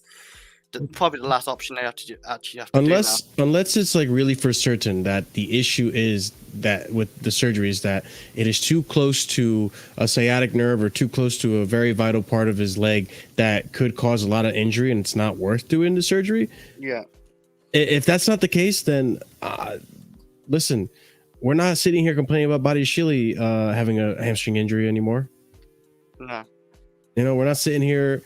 Even N'Golo Kante. Like N'Golo Kante last season, he did the hamstring injury, came back, and what was his injury when he got injured again last season with us? But I forgot what it was. I don't know what it was. It wasn't a hamstring injury. It was something else. So it's just one of those like, yeah, honestly, like this is. Let me read this. Honestly, I have patience with James. He's the only close player, world class. Yeah, but like, what good is a world class player that's only going to be able to give you at the rate that he's going with the injuries he has? That's going to give you 15 games a season. Also, the Cobham thing doesn't matter. Cobham doesn't matter. It's just the fact how good he is. What matters to me is the fact he did do his hamstring last season. That's why he was out. I don't know what he did. Yeah, he got hurt in May, I think. Come on, Ziad. The only reason I don't want to lose Reece James is because how good Reece James is, and I don't want to see him. I know, but it's just. I don't really care. Like he's at Cobham. Yeah, it's nice we're going for Cobham. Like we didn't have to buy the guy, and No, you I know. don't care. I don't. It doesn't really matter to me if it came for Cobham. Did you find? Yeah. Big up to Francis. Yeah, I did a bit of research. It's actually surprising. I was expecting it to be closer than it was. What'd you find? So I was doing the comparison in league games and like minutes between him and Dembele. The past four, so if you include this season, the past like 3-4 years. So from 2020-2021 season onwards. In terms of games, it's close. In terms of minutes played, it's not at all. So Reece has played 8 games this season. Dembele's played 15. This is Usman, by the way. Yeah. Last season, James played 16 games. Dembele played 25. This is also just in the league because I couldn't be fucked to do the others because it's too confusing. Because obviously we weren't playing Champions League or they weren't or whatever. The season before, James played 26 games. Dembele played 21, and then the further season back, James played 32 and Dembele played 30. But the minutes is massively James has played 1,200 more minutes. He played 6,767. 65, and Dembele played 5,562. So it's the equivalent of about 13-ish games difference between what they played. He could be like a Dembele. But that's the thing. Even when we were linked with Dembele, I didn't want Dembele because he was injury prone. So if the shoe's on the other foot and we're linked with Reece James and we don't have him, I would have said the same thing. I don't want Reece James. He's too injury prone. But we have him. I'm just gonna be patient with the guy. I know, some of you. I get it. Maybe want to get rid of him if he gets injured next season. I understand that, but I would want to be a little bit patient. It's whatever the club chooses as well. If the club want to back it for another season, I'm fine with that. I don't know what you guys would be fine with, but if the club obviously want to sell him and we get a good fee for it, I'm still fine with it. It's Chelsea end of the day. I'll be still here supporting Chelsea, but it would just hurt. See if Reece James does well for Real Madrid or something. That would hurt me. Yeah, no, and I agree. You know, but it is what it is. It's actually longer than I expected. Chris. Yeah. No, the Reece James debate was a good one. So I mean, listen, we're gonna find out what's gonna happen on Monday, tomorrow. Hopefully it's a solution. That's what. By the way, Marshall, I don't think we're gonna find out. That will probably be in a few days after that, or maybe even weeks. But James will find out. The decision's supposed to be made. Yeah. The decision's supposed to be made. So we'll be waiting. Yeah. Big up, Chris. But all right, before we move on to the next topic, almost 60 of you guys are here watching. Be sure to smash up the like buttons because it does help out the channel. And I hope you guys have been enjoying that topic that we just went in on. I think it was very interesting topic. But let's go on to the next bit of news that I have here in regards to our team and the Athletic. Athletic did a survey and asked its subscribers about what's going on with Chelsea, and it's interesting to see. Not really. The Athletic have carried out a survey asking some Chelsea fans various questions about how the club is being run and how happy they are. The thread is below with some of the results and answers. First question they asked was, are you happy with Chelsea, the way Chelsea are being run? And, understandably so. Most people are unsatisfied. Then here we have, unsatisfied. I get it. It makes sense. Then, do you trust the owners to make the right calls for the future of the club? And a little over half of them said no. And I also understand this as well. Yeah, it's understandable. This is the part where I kind of disagree. Oh, this is nonsense. Who would you take? Who should take most of the blame for the position the club are in? 62% say the owners. And Roman, which, by the way, Roman is on it, and as he should, because he's Roman and the government and whatever happened is partially why we came to where we are right now. But we'll come back to this. Let's continue on with these other ones because I'm just seeing them too. Has the effect of Abramovich selling the club been more severe than you expected? 84% said yes. Holy shit. I mean, I think all of us agree on that. Like, I think this is a lot worse. So the only thing. Yeah. I don't necessarily disagree. Like, I'd probably do. Yeah, no, I'd probably agree with like everything we've seen outside of the last one. Mm-hmm. Are you confident this difficult period in the club's history is only temporary? 50% say yes. Oh, that's surprising. I agree with that. Yeah, that's surprising, actually. I thought more people would be like, no, we're fucked. Like, people really think we're going to get relegated and all this stuff, which you never know. Yes, man. Relegate. We'll come back to this, but let me go to the next tweet I had here. David Ornstein, we're being told to wait until the 1st September 2024 to really judge this new regime around recruitment, being led by Lauren Stewart and Paul Winstanley. And then Chelsea are 2 windows into the 4-window strategy, according to David Ornstein, which I forgot about that. There was a 4-window strategy. But let's see. I mean, let's go back to this. We got 2 left. That's the next window, and then the summer window. Kill me. But here it says, okay, the reason I don't disagree with the Roman part being included is just because what Roman got involved in, and Roman also had a say to a certain extent as to who the club was going to go to. I don't blame the owners for Poch playing players out of position. I don't necessarily blame the owners for the decisions being made by the sporting directors, which may or may not be also guided by what the owners want. If the owners are telling Paul Winstanley and Lawrence Stewart, hey, we don't want, well, we found out that was rubbish, but we want a younger team. Keep buying youth players, all this, get the deals, whatever, then that's how they're going to act. But we don't know all the details. And it's surprising to me that only 1.7% of people are blaming the manager for the position we're currently in. That's the issue I have with this. Like, you can blame the owners all you want and it's calm. You can blame the sporting directors. The fact that the manager has the least amount of blame, like he has less blame than Roman. Yeah, that's actually kind of wild. I didn't realize that. Holy shit. Bro, it's nuts, bro. I'll be honest. That's insane. Bro. It's nuts. And you know what's crazy for me? I also understand what's it called, the Roman point as well, to an extent. If the people, I don't know how they're thinking, if the people are thinking because of the stuff, the way that our transfers have been going since post 2017 and the way the squad build and everything has happened since then, is what has caused everything to happen. And up until now, I can understand maybe people saying Roman has a part of that blame, right?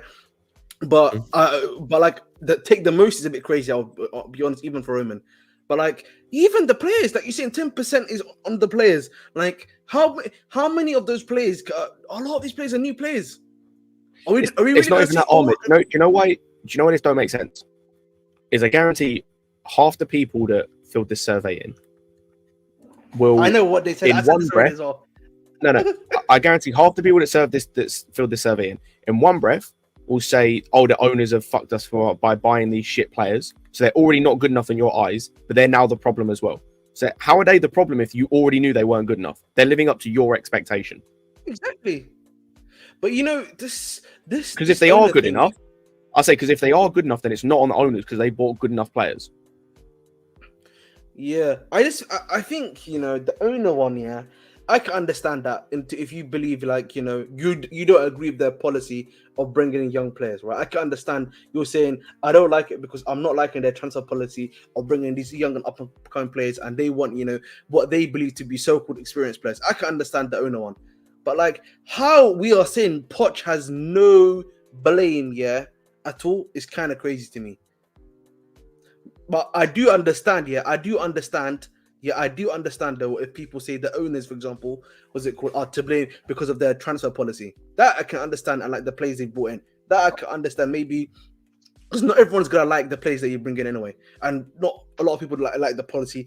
And to an extent, I don't like the policy. To a majority of the extent, I don't like that to the policy either. I don't think none of us see a slander in Roman. I just don't think.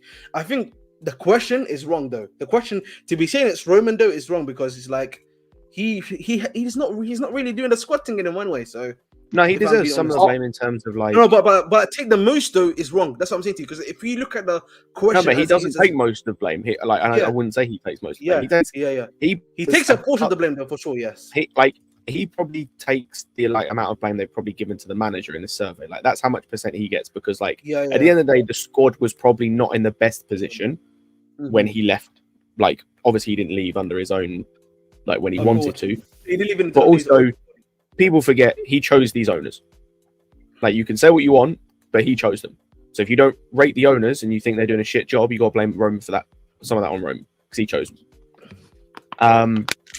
But yeah, that's about all I'm blaming Roman for, because, like, as you said, the players aren't his, like, most of them, and things like that. But yeah, like, Scott, I think the manager and the player one is fucking wild. The manager and the player one is insane. I'm sorry, it's Scott, just insane. With the Roman thing, I think it depends on what you're interpreting as. What do they mean by the position of the club? Does that mean why we're currently in 10th? Does that mean why we're not in Europe? You know, there are certain things you can maybe interpret that in different ways, maybe. The thing of the ownership, I think, the way they're interpreting it is the people they brought in and how they basically panned out. Essentially, that's what everyone is saying. That's what I think they mean by it.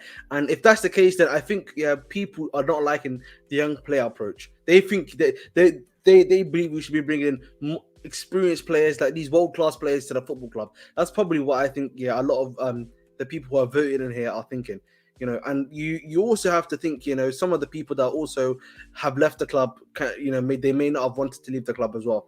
But I think that's from the ownership perspective. But for me, you know, I wanted to reply to Francis' point, which is that you know, just because the manager has changed, owners, man, like, what are we doing? The manager has changed 4 times does not mean it can't be those managers' faults. We can say that yes, the owners may have a portion to blame, but let's be honest.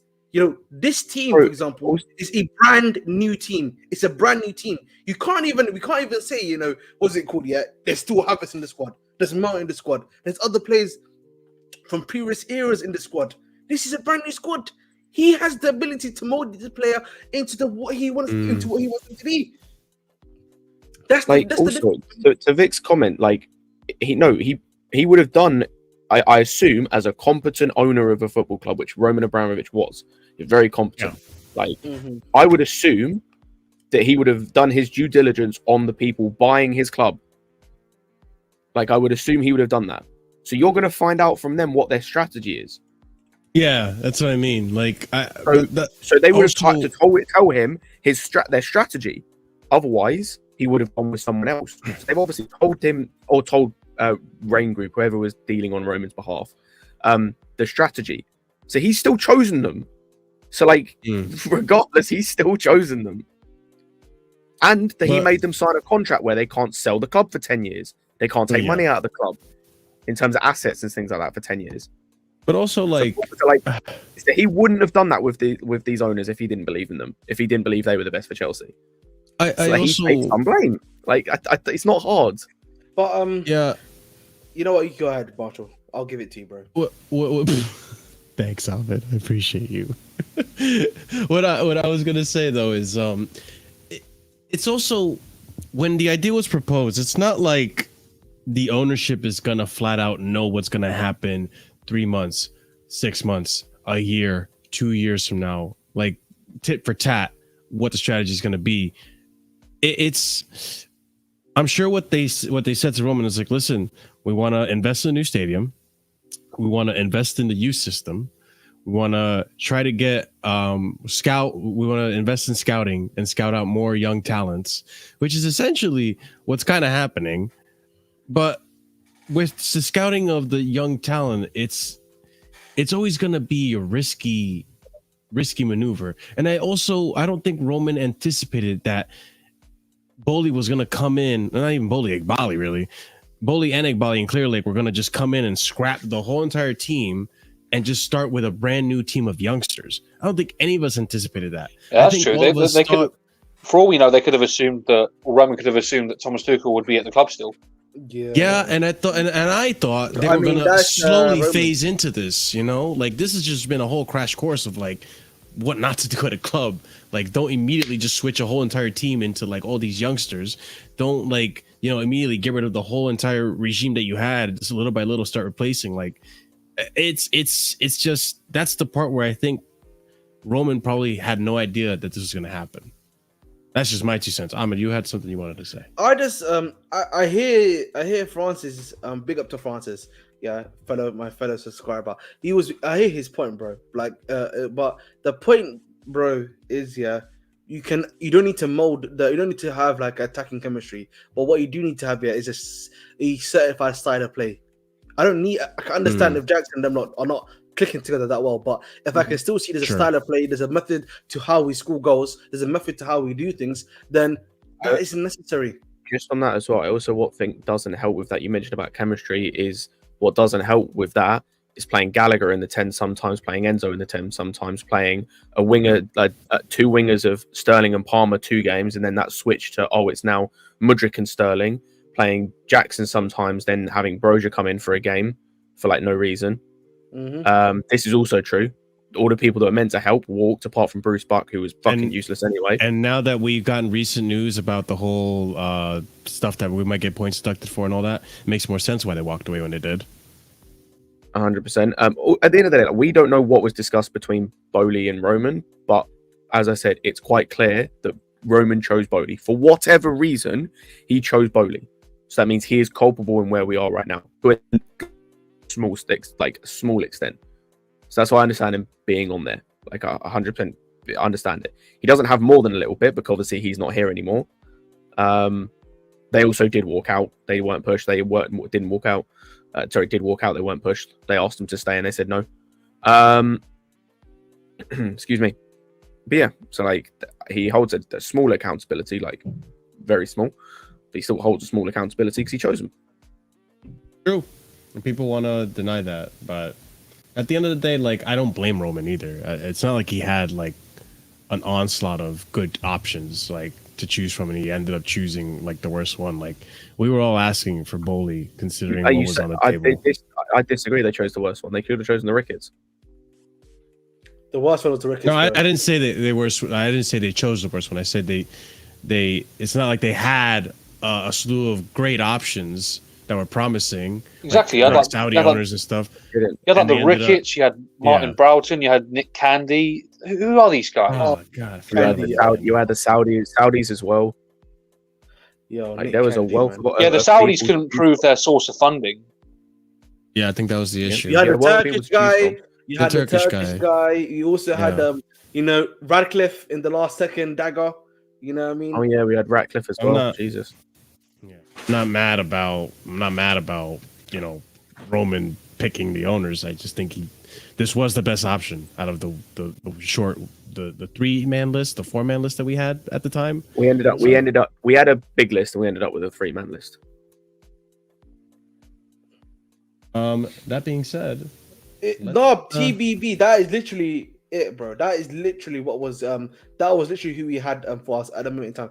Because remember TBB, the thing for us here was that ours had to happen quick and fast. Pause. Literally, like there was no other. It had to happen as soon as possible, essentially. Yep. If you remember.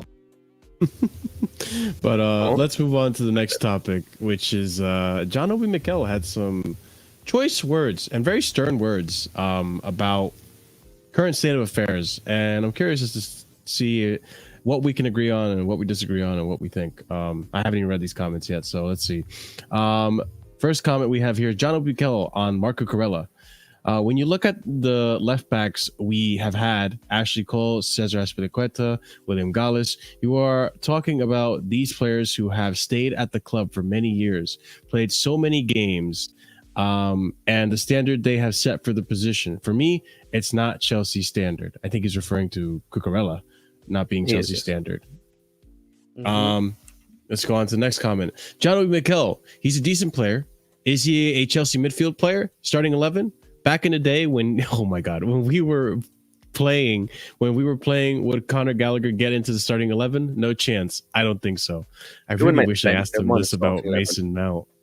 Bro, he wouldn't make the wish bench. they asked him this about Mason. 11. Like, Yeah, bro, that's what, but we know that, man. Not wrong. He's not wrong. And then on the third comment here, John Obi Mikel. I think we expect more from them. I am a big fan of Caicedo, but I keep saying I need to see him put in those performances that he did at Brighton. But when you look at it, you are going to say, no disrespect to Brighton, but it's a much smaller club where his performances are looked upon at that high standard. You look at a club like Chelsea where you demand way more than he did at Brighton. Can you go that step higher? I don't know if he has that in him, but I'm still a big fan of Caicedo. Fernandes also, Argentina had a great World Cup, and he came to the club for 105 million pounds. Two really good players. I think those two are going to be good. They need time. And those are all the comments I have. But Marco Cucurella, not good enough. Gallagher doesn't even make the starting 11, let alone maybe the bench. And Caicedo and Enzo Fernandez need time. Your thoughts, guys? I agree with everything. I agree with everything, though. Well, you agree with the Cucurella. I thought you did. I thought you liked Cucurella. I thought you had, he's getting treated harshly, bro. Like, that's what you used to say. I think with the Cucurella thing, I think he's right in terms of he was comparing it to the standard that Cole and Azpilicueta set. In which case, on current evidence, it's nowhere near. Yeah. I think he's right on that. It's like Cucurella. He is. I would say he's our best left back when fit at the moment, because he's very defensively sound, but he doesn't produce anything going forward. Ashley Cole, William Gallas, Aspie, they had both aspects of that game. They could defend and they could produce up the pitch. And that's what the game, asks for when it comes to fullbacks now. You need to have both. So I'll be honest, bro. If there's anyone that knows, if someone is starting 11 material for our club, it will be John Obi Mikel, because this guy was on the bench because he had so many world class midfielders in front of him. Mikel, Essien, Lampard, Ballack, for periods of time, they were all ahead of him in his prime period, if you remember. So even like when we had Matic when he was really good, Fabregas was there. He was there when Fabregas was there too. So it's not easy, man. Like, he would know, if these players are good enough or not. I would be fair. Like, that's why, you've heard us say this a lot of the time before. I've said this before. Gallagher right now, at his best, will be a bench player on any top 6 side that's trying to aim for the Premier League. Man said bench player. You know what? That's potentially even. I'm just saying, if he reaches his true potential. I said we've seen his best. No. What do you mean? We've seen his best. All right, listen, who does he displace in Man City's bench? Who does he get ahead of? Probably Matthias Nunes. I'll say that for sure. Not on current form. On current form. But you know what, man? We don't really care anyway. So but anyway, I get what Amanda was saying and everything, so I don't care less. But let's just move on from that one quickly. But at the end of the day, move on from that one quickly. Move on from that one quickly. At the end of the day, man. But at the end of the day, when it comes down to it, he definitely isn't the starting material for Chelsea. And you're getting obviously comments from Poch saying that he's in a starting for me. I believe in him. We trust him. That came out today. And it's like, bro, he's not starting 11 material. We know he's not starting 11 material. So like, why are we doing this? Even bench level, bro. I'm like, we've seen him at his best. We've seen his best. We've already seen that. We've seen the best we're getting from Conor Gallagher. For me, like, and people can disagree. I'm putting Carney ahead of him. He doesn't make my bench. He doesn't make the bench. Carney's better in every facet of the game, apart from defensively. And I couldn't care less because they're meant to be a 10 in the team. In every facet of the game, in terms of ball retention, in terms of dribbling ability, in terms of IQ, in terms of understanding of where to be on the football pitch, positioning, everything, Carney's just better. It's just better. And with reps and time, Carney will get better in terms of everything. His level will be so much more.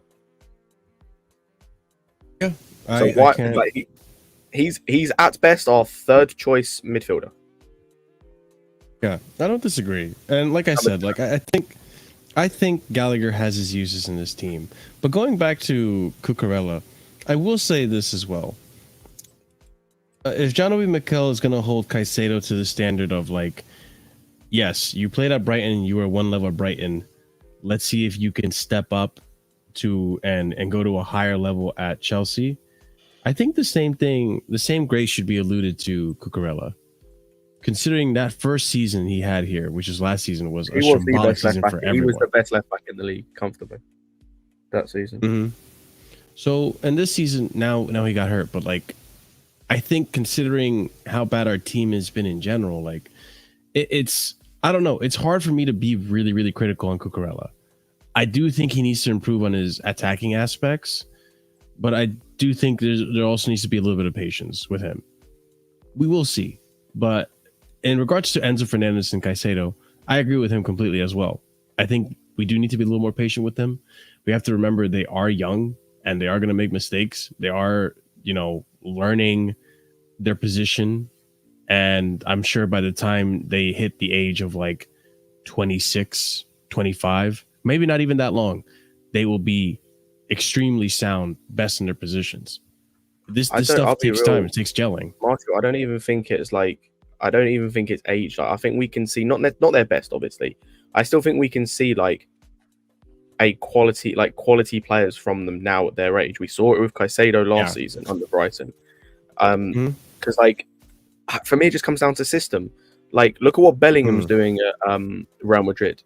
Like, he is playing unreal because that system suits him, and he's being played in a way where he's 21, 22. Actually, no. Let me check. He is 20. Holy shit, that's insane. He's 20. Yeah, you're right. Then it goes to show. And it's like this is a guy who, like, 2 years ago wasn't playing the same position. He was playing in a double pivot at Dortmund 2 years ago, like in a 4-2-3-1, and now is playing in a diamond in a system where he's having to make late runs into the box, to like almost Frank Lampard style, to be almost like the primary goal scorer in their team, because they don't really have a number 9, and it's working and it's getting the best out of him. Like, I've said this before, if he was to come to our system and be asked to do the same sort of shit that Enzo was doing last season, he can't do that. That's not him. We've seen that. We saw that under Southgate at the World Cup, when he was being asked to play in a double pivot and asked to drop deep to collect the ball, and it didn't look comfortable for him because he's not great at it, because that's not his skill set. It's the same thing. It's like we're asking Enzo to make like shuttle runs out of midfield to arrive late, and we're asking him to do what Bellingham's doing at Real Madrid, and it's like that's not his skill set. And that's why I put it on the manager of like a better manager who is more understanding of these guys' skill sets could get way more out of them. Like we saw it last season with Potter. Like Enzo performed so much better last season with Potter because he was in it with a manager who was a good coach, number one, but who also understood how to get the best out of his like skill set. It was the best. He knew how to get best out of his skill set. Obviously, there were some problems in terms of defensively. That's why we always wanted him slightly further up, not making shutter runs out of midfield, like being the number 10 to crash the box. Not that type of further up the pitch, but we've gone from one extreme to the other. Yeah, it seems like people and when I'm seeing young players, like I'm seeing young players who I consider worse players than the two guys we've got perform better than they are. Whether it be like Sarr, for example, at Tottenham, whether it be Like, I think Bellingham's quality. I'm not gonna say he's worse than they are, but like, I'm trying to think of other players, young players off the top of my head. Morgan Gibbs-White, for example, at Nottingham Forest. I know he's not necessarily younger, but he's around the same age. Like, these kind of guys, I'm seeing these guys perform, and it has nothing to do with the pressure or none of that bullshit. We're in 10th. Like, there's not pressure at the moment. Like, for me, that just comes down to the manager. Like, it just comes. I saw De Zerbi get the best out of Caicedo last season. Yeah, I just saw it. 100%. Playing in the same system that we're playing, in terms of it was a double pivot, where he more often than not was the guy to drop deep to collect the ball from the centre back. More often than not. You're gonna say, Ahmed? I was just gonna say, man, it feels like for me, man, Kukurea, bro. Like I've said this before. I don't know, man. He's like, the term for me, yeah, is mu'jiza. It's a Somali term, mu'jiza. Like and like, I don't know how to translate it in English, yeah, but like there's times when I look at him, I'm like, yeah, I can see the potential, I can see why we brought him. And the times I'm like, he's just not good enough. And like for me, you know, you probably want to move him on, but like there's an actual left back for me that actually is really good. That's not playing because apparently he's not got a body type for some reason. That's on our bench. But hey, man. You know why I won't give up on the reason I won't give up on Kukurea in terms of like selling him or in terms of moving on yet is because there's a worse player than him in our team. There's a bigger problem. So like Chilwell needs to go before Kukurea goes. I agree. He should be gone first. Chilwell should be gone first before Kukurea. I agree. If we were to get in, and it depends. Like, say we were to go, okay, we're getting rid of both of them. I can understand that. Say this summer, it was like we'll get rid of both of them and bring in, let's just say, Davies, and let's just say then a young guy who can learn off him. I'll give an example of like, he won't join, but like a Kirkes, for example, at Bournemouth. Like, if you were to bring in one top quality left back and a guy who can learn off him, like, I'm calm getting rid of both of them. But if they're both here and we have to get rid of one, Chilwell should be leaving way before Kukurea. I agree. What do you mean, man? I'll be honest. There have been games where I've looked at him and I think defensively, Kukurea has looked really good. Like, wow, we're right to ourselves here. I agree, and everyone's said it before. Going forward, he is rubbish. Like, but from the defensive half line onwards, right? If he actually is focused and does the one thing, he usually is very good. Do you know what I don't understand though, Ahmed? But like, do you know what I don't understand? Sorry, just quickly, Scott. But Maatson is a left back. He was playing left back for Burnley. What are we doing here? There are times where he played left mid, yes, but he can play. He's played left back for quite a while at Burnley, and he was one of their best players doing it. I'm pretty sure he's played fullback his entire career up until this season. Yeah, like what? I don't know why. I don't know why we act like he can't do it. He's done it before, and he's done it very well. I think we need to give up on that, though, to be honest. Yeah. I think it just comes down to what the manager sees him as. And I've said this before, like, he'll leave in January. He'll go and have a good career because he's a good player. Just go and play elsewhere because his manager's a dickhead. I agree. Back to we're saying something about the question I was going to ask you, Ahmed, is like the thing. I was going to say is what I don't understand is Kukurea was good going forward, like at Burnley. He was playing wing back. He started as a winger, at Barca and Getafe. He came through as a winger. So he's not even that bad going forward, or like I've seen him play. I'm not going to say he's excellent, of course not, but like he's decent going forward, and yet like I just feel. I think what it is, you can be good at going forward in different ways. Like what a lot of people see as good going forward. I think actually that coming underneath that one. I do not like that one. Dallo, come on, man. They're seeing the vision, you know. The streets are seeing the vision, bro. The streets, they're seeing the vision. They're seeing the vision. They're seeing the vision. Did you see Dallo today? The vision's been seen. I have to refer that to see Dallo this season. Yeah. No, we're not taking. But listen. We gotta keep that one to the side. And I mean, that's a little cheeky Ahmed hot take right there. But I want to actually talk about in regards to something else, which is on Kukurea, which is similar to someone else that's on the other side of the pitch. You know, Malo Gusto this season, bro. Defensively, he has been amazing. But if you were to watch his highlight tape here in League One, or like when I was watching League One under Malo Gusto, this guy cannot defend. He used to get cooked defensively, you know. And like now he's at Chelsea, he's defending like, bro, this guy's like a prime defender. I was like, what happened? Like, that's why I was so surprised when I saw him doing the defense thing. Because I was like, he was not doing this. Oh, he's But been then so when good. he can go forward for He's Chelsea, incredible. yeah, but when his team go forward for Chelsea, he's been all right, yeah, but he's not been to the level that he was at Lyon. So for me, it's like it's almost been like a 180 taking place. I don't know about Robinson either, Jester. Nope. Big up US, but I don't know about that one. Hey, Robertson I can don't come in know and be the about that. backup for all I care. Go and get Davies. Yeah, we need a star, but I'm not sure if he's a star. That's the thing. I don't know if That's what I said. He can be the backup for all I care. Go and Yeah. get Davies. Go and get me Davies. But all right, let's go on to the next topic, guys. I have here some Poch stuff. Let's talk about Poch. I think it's Great. talk about. Fucking wait for the space manager. You're gonna love this. You're gonna love this stuff. But I think there's some interesting things here. So let's go ahead and I've got a sample discuss. for this. Let me know, yeah. Go for it. Whenever you're ready. Though. Okay, so permanent manager records so far under the new Chelsea ownership. I thought it was interesting to see that the win percentages, Thomas Tuchel and Poch's are pretty close, but I mean this is such a small, Different sample size. yeah, it's such a small sample size compared to Poch's. So we'll see, but we'll come back to this. I'll put this in I'll leave this in the background while we're discussing. But this is Also, a table that I we're just looking got at. that. So from what we're seeing here, Poch in his next 12 games has to get 5 wins to surpass what's his face? To surpass Potter. Going on to the next tweet here.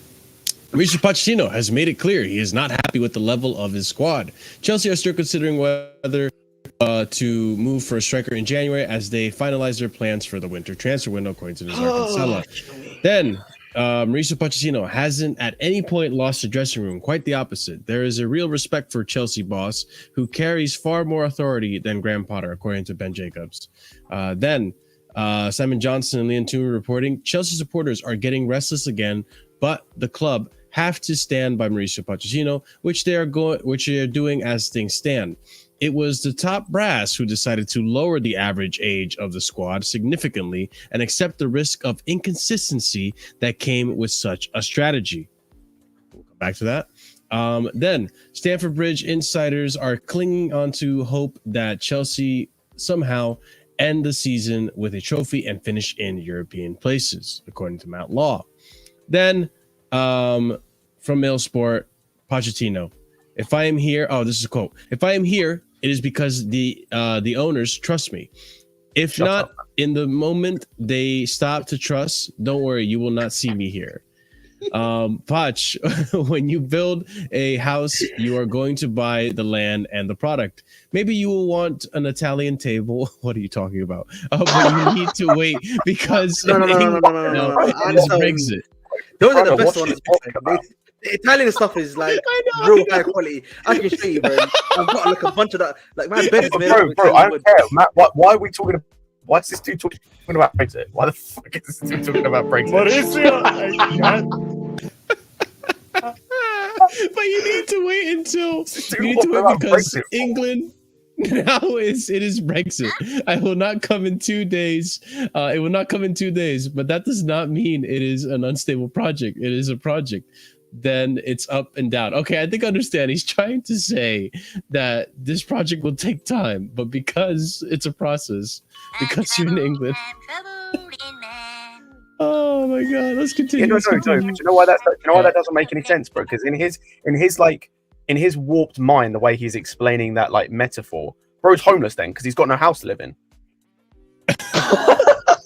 So what's this dude talking about? So what are you eating? Are you eating your man's talking about he's not got a table. So what are you eating your food off the floor like a dog? Like what are we doing here? What's this man talking about? This thing is so crazy. All right, and then the last tweet I have here for sure is Mauricio Pochettino will have no increased power in the transfer market, only input. Chelsea's business will be run by the sporting directors and supporters, and supported by the owners. Oh man, that was a This lot. man should Let's have go no back say to at the. all. Can I just should have no say. Are you done with the comments? Are you done with the quotes, my friend? Are you done with the quotes, my friend? Yeah, I'm done. Listen, man. Listen, bro. I can't believe we're giving this guy another window. You know what, man? Can you go to the first comment? You probably deleted them, I would assume. But like, No, I tabbed him. It's the first one. Give I me want the second. first one, yeah, where he said he's not happy. Trust. He's not happy. Oh, this one. Yeah. So, bro, you knew the squad was coming. You knew the players that were coming. You signed on the dotted line with these players that you knew were there. So why are we doing this? How can you not say you're not happy with the current level of the squad? This is why, for me, it doesn't. It never makes sense for me. It never makes sense to me. Like, Well, how about you? How about you coach the squad and raise the level? That's what I'm saying. I'll say this man's talking as though, like Ahmed said, he didn't know the level. Like this is like me being asked to fix a car, and I go, okay, and when I get to, and I'm being told, okay, the car needs this, and this. This is the state the car's in, and then when I get there, I go, oh, but it doesn't work. Well, because you fucking knew it was broken, you dumb cunt. Like you knew it was broken, so why did you take the job? Like you knew what the squad was like. This guy, Marshall, yeah, this guy got given the car manual. So he knows everything about the car, and then he brought the car, and he's complaining about the car to the guy that he brought it from. Then why the fuck did you buy it, man? Exactly. Why'd you join? Like, why, bro? Just don't take the job. This is why, this is what I like to call, I'm doing it for the money moment. I'm doing it for the money moment, you know what I mean? He was doing all that sweet talking, all that stuff. Yeah, you know what? Yes, with Stanley. Yes, Stuart. Yes, Foley, yes. We'll sit all of these lads in, and then, he's like, I was just doing it for the peace. You know what I'm saying? Just for the peace. That's all it is, man. He gets to the team and it's just like, what is wrong with this guy, man? The receipts keep coming. This is a dude who said this is Chelsea. We must win now in the summer, by the way, when he first joined the club. So obviously, if we must win now, the squad is good enough. Otherwise, why are you saying that? Or are you just deluded? Like, this guy is, bro, this manager, man, just please sack him, man. Mauricio, I can't. I love it. Let's go back to this table, though. Let me just this table is interesting. Yo, Keyshawn, bro. Maatson is Tony Khan, No, he's more like Billy Corgan, bro. Oh, hey, big up the NWA. Oh man. God, man. Things this is not looking good. I mean, we're scoring more goals per game. That's good, at least. We're conceding more. Great quality. Let's see. But then look at the goals conceded per game. Goals conceded per game. Well, the same That's tied worst. Yeah, tied worst with Tuchel. Look. Yeah. Him and Tuchel both have 1.4 per 90. Oh, sorry. I thought you meant like just in general in the league. I got concerned. You know what it is, guys? You know what it is? Pochettino. Go fuck yourself. That's what I need to say. Have you got all of your like sound clips from South Park, by the way? I can only use them temporarily. For temporarily, I can only use them. Temporarily. He got a taste of a soundboard, and now he like really. Marshall, can you go to the tweet with? Shit. I hope I didn't just delete it. Yeah, Oliver, I'm going there. Yeah. Okay. Too many porn tags, man. Yes, this is the one. So, a lot of people have been questioning the sporting directors recently, and the one question I wanted answered about the sporting directors is because the main issue people have is the young player thing. Who is the one that had the idea for the young player thing? Is it Egbali or is it Winstanley? If it's Egbali, then Winstanley is just taking orders and being an employee. This answers the question. Egbali is the reason we're buying young players. So no more Winstanley out. You need to criticise Egbali now because Winstanley is just doing his job now. He's taking orders from his boss. Yeah, that's true. We were discussing this earlier about whose plan was it and all that, and yeah, this does make it pretty clear that it seems to be an order coming from the top, which I'm hoping that they're changing their minds about it. Because going into this transfer window, now we have links to like Osimhen and Ta and all these other players are not under that. Whoa. Don't Age say bracket. the name. But Ta. Yeah, Tar. We've been linked to Tar, bro. We've been linked to Jonathan. Yeah, we Tar. have. I was almost about to do something crazy that was going to get demonetized. So I had to chill. No way. Hell no. You nearly called him the N-word, didn't you? The N-word I can just say that doesn't get you demonetized. It was something else. But like, the stuff that you say on. No, man, call him I know no, what but you're that's saying. just like what? Like he's not even like call him that, a man. monkey. That's you just acting like a Neanderthal at this point. You know what I mean? That's just Neanderthal behavior. You know what I'm saying? Going for someone Sure. like Jonathan Tah is just Hey, yo. Neanderthal behavior. It's just- Oh. you know what I'm saying? You're not even a Homo sapien at that point. You're just being a Neanderthal. Hey, yo. So that's what's happening there. But I'll be real with you, yeah. Okay. I don't listen. We can't say okay. Let's go for everyone that's over 25. We need to make sure the guys who go for over 25 are good enough. That's all it is. I don't care. I think for me, the experience here is being a bit overrated at times. I just want people who are very good quality in the ball and they've shown that they're quality. That's all you need, man. And like that's all it is. But like the problem is, yeah, as long as the ownership of the belief that this is the young player quality route that you want to go to, you ain't changing anytime soon. Isn't Osimhen also 24, 25? I think he's 23. He's 23, yeah. 22, shit, 24. That's why he fits damn. the bill. He fits the bill, bro. So you see what I'm saying to you? Jonathan Tah, bro, does not fit the bill. He's about to turn 26. And then Will was right. You got guys like Tap Soba. I don't know, man. He's 25 currently, I'm pretty sure. But like Tap Soba, he's there. Why are we not going for him? He's about to be a free as well. With that? He's about to be a free, if I'm not mistaken, at the end of the season. But listen, this is what I'm saying to you, bro. Like, if I see Tar at this football club, yeah, we gotta fight. And I want to be honest with people, yeah. I want to give them a realism check. You're not gonna be able to get the players that people are thinking in January. It's very hard. I repeat, it's very hard to get the type of players they want in January. No, it's not. You don't think so? I disagree. Not with this ownership, I would say. No. Enzo. I've had this argument with so many people. No, it's not. You might have to pay slightly more than you would have to, but it's not hard. I know what I think maybe I'm not talking about the money wise. I'm talking about finding them and then them being happy. No, it's not. It's not hard. It's not hard. You don't think It's not so? hard. Okay, When was mate. Virgil van Dijk signed? No. I'm not talking about Virgil van Dijk and that money stuff. I'm talking about for me, actually convincing the player. I'm not even talking about the money thing. For me, the money It's thing not is hard. separate. It's not hard. No, it's not hard. I can give you, bro. I can go and find a list of 10 names that were. I did it before. It would take me a bit of time. I can go and find a list of 10 names of top quality players who moved in January, like Vidic, Evra, Suarez, Van Dijk, Fernandes. Like however high you rate him, he came in and made an impact to his team straight away. I don't particularly rate him that highly. Still came in and made an impact. It's not hard. It's not difficult. People act like it's the hardest thing in the world. It's not hard if you're smart about it and if you have conviction about going for these players. If you're like, it's hard if you're not willing to go and spend the money or you're not willing to go and find the players, then yeah, it's hard. But it's also hard in the summer.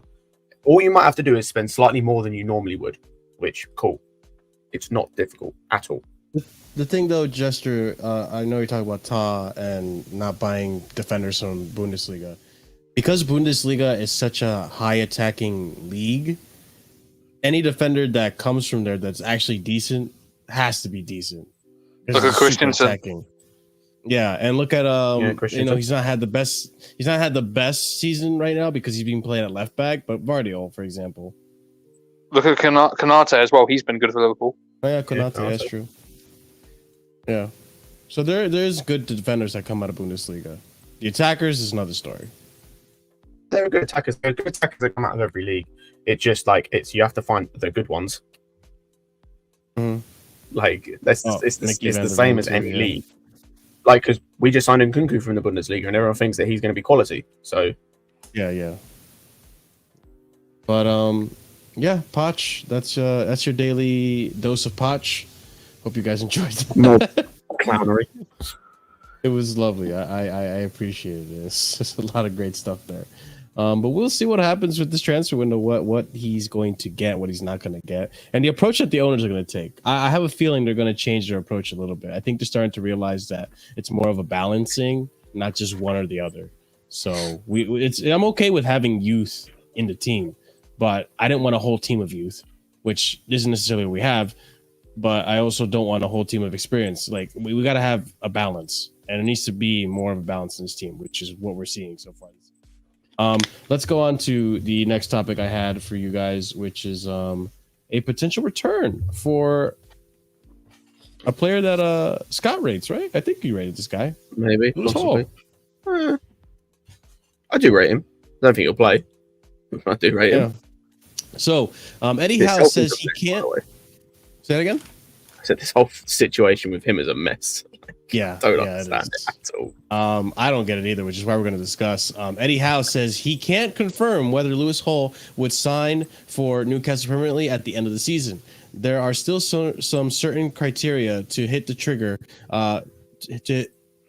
to trigger the obligation to buy clause in loan deal from Chelsea, according to Fabrizio Romano. I'm not entirely sure why he hasn't been playing. Does he just not rate Lewis Hall? I think part of it is what most people have theorized is based on they've gone out fourth in the Champions League, so their European season's done, even in the Europa League. A lot of people are theorizing this is an FFP balancing act.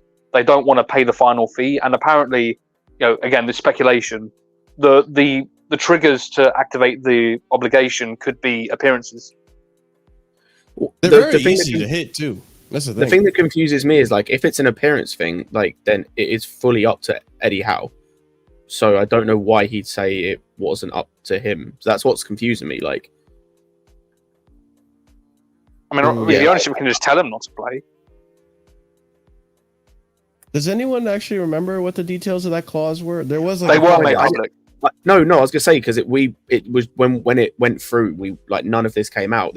Vic's right, like this news didn't come out until after they were knocked out. Like until then, it was just it's an obligation of 27 or 30 mil, whatever it was, like for next season, and we did it because of FFP. Which if we did it for next season anyway, I don't know. I don't know why them being in the Champions League mattered anyway, because like they wouldn't have got that much money from the Champions League unless they got to the final, which they weren't. So I'm just so confused about this whole situation with Hall. I mean, let's be honest, it could be a performance thing as well, because I remember Lewis Hall actually started the Bournemouth game at left back. He got hooked at half time. But that that wasn't straight away after he joined. Like he was on, like he made an appearance off the bench before that game. So he was in and around the squad, but it's just he hasn't played. See, I said this whole situation is just confusing. It doesn't really make any sense. I mean, I wouldn't mind him coming back now, considering our left back situation with Chua and all that. He could be a good left back. Like he was a decent like he had kind of the all round thing where like he was a decent defender and he was good going forward. Like he just was very young. And the money involved, like if we can sell him for the 27 million, that's an incredible deal for a player of his age who's played as little time as he has. I just don't see Poch will play him if Poch is still our manager. Hopefully not, but if Poch is still our manager, I don't see him playing him. How tall is Lewis Hall? I have no idea. Not that tall, I don't think. Oh, not tall enough for the squad apparently. But yeah, we'll see what happens with Hey, this. these are the questions we got to ask nowadays, you know. Yeah, with Poch at the wheel, yeah. He's only 19, 20? 10. Yeah, he'll be binned off. Yeah, not tall enough. Yeah, if you're not 6'7", you ain't good enough. Give me Dan Burn.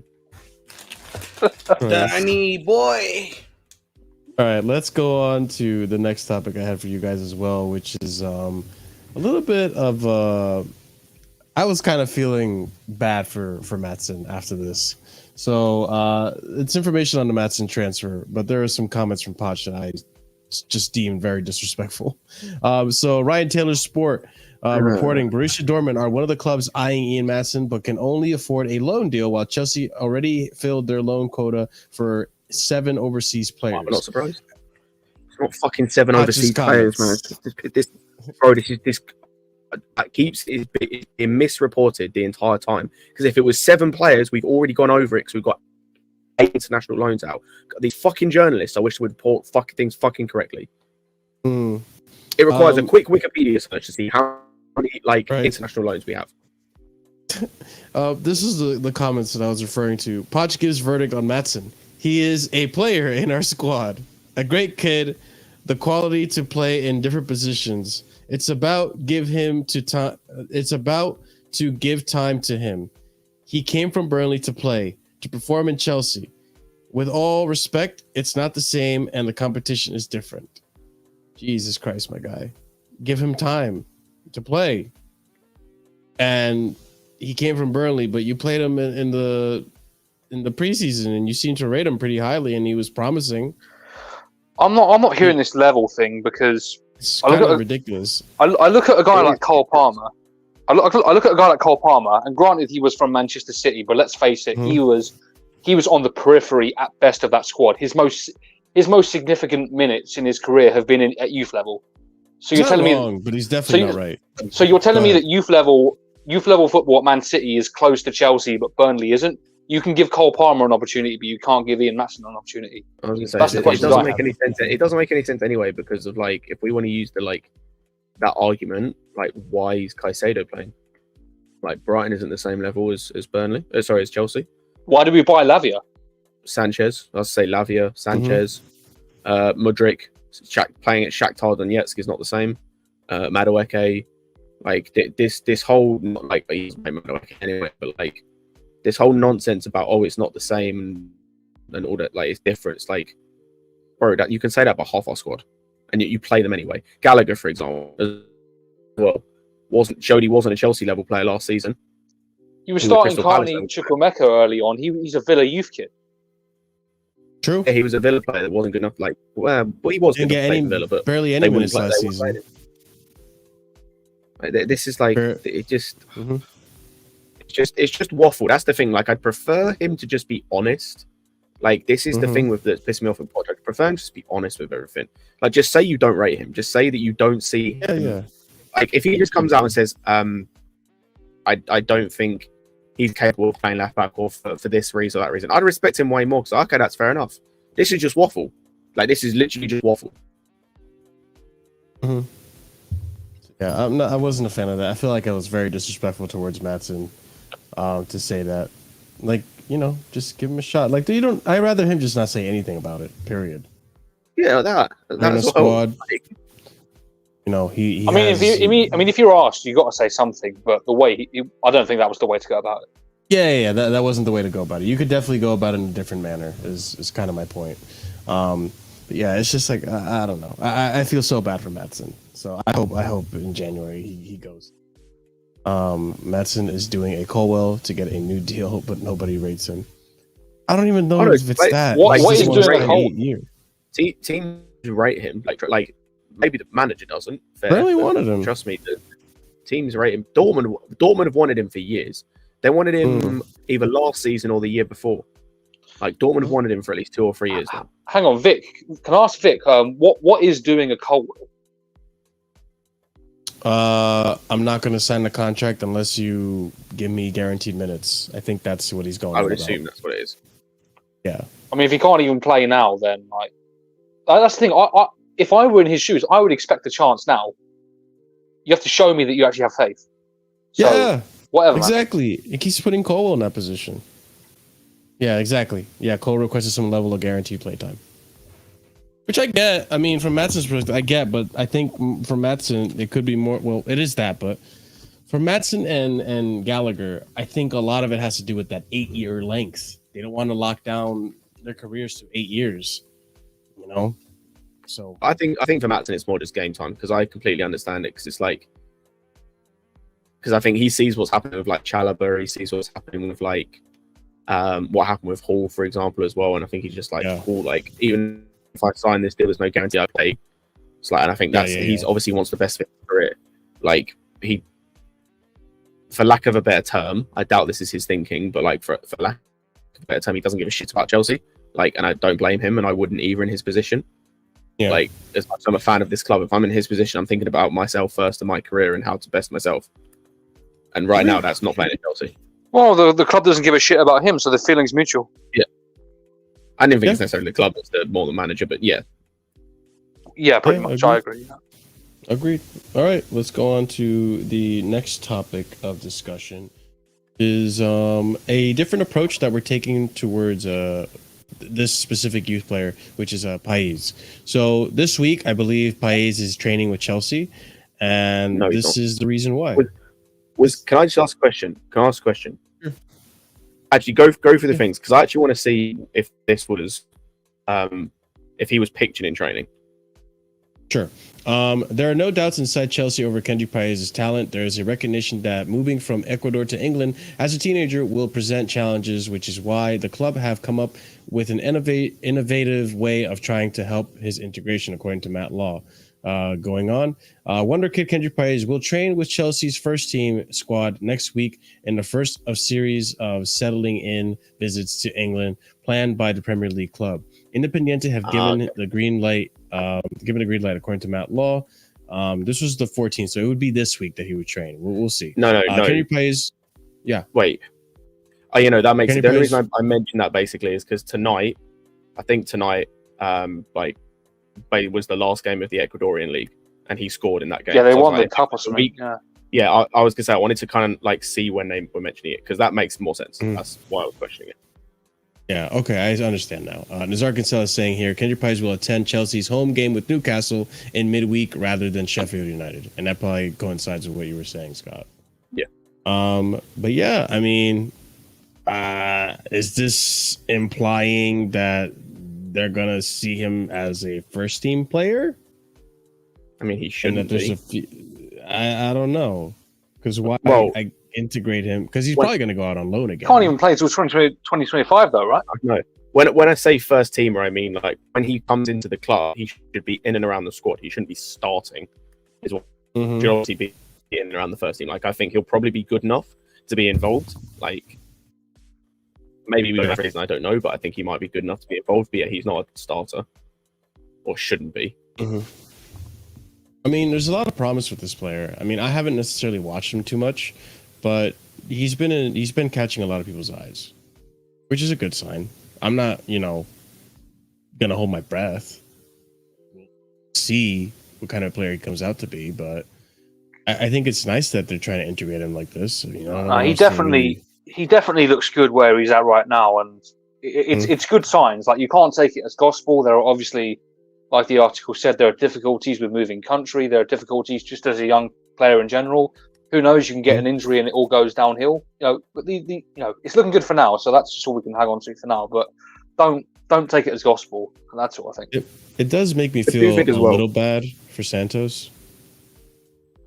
No, to be fair, Go like ahead, we treated Santos in a similar way before he joined. I think. Obviously, I don't know if he came and watched us play games and was like involved in training. I that's think the we part I don't treated him the same recall. way in terms of like in the media, like in terms of like the way he was viewed. I think I'll be complete again. I put this back to the manager. I think that changed Santos, and I do think the owners and whatnot in terms of they seem to have taken their eye off him, and I don't know why. But yeah, I do actually like the plan in terms of with the Paez thing. I like the fact that they're bringing him into training. It allows him to train a bit with the team, get used to them. He's obviously going to play with. Yeah, he's going to play with some of them in terms of like he'll like you imagine or you assume. Obviously, a lot could change, but you assume like Nkunku's still going to be here. Palmer, Caicedo, Enzo, Gusto, the centre backs are outside of Silva, Chalobah, maybe even Fofana, but certainly Chile and what's his face, Disassi is still going to be here. So you'd imagine like most of the players are still going to be here when he joins. So yeah, it's good for him to basically get used to those players and get used to England in terms of like the weather and whatnot, at least for a few days.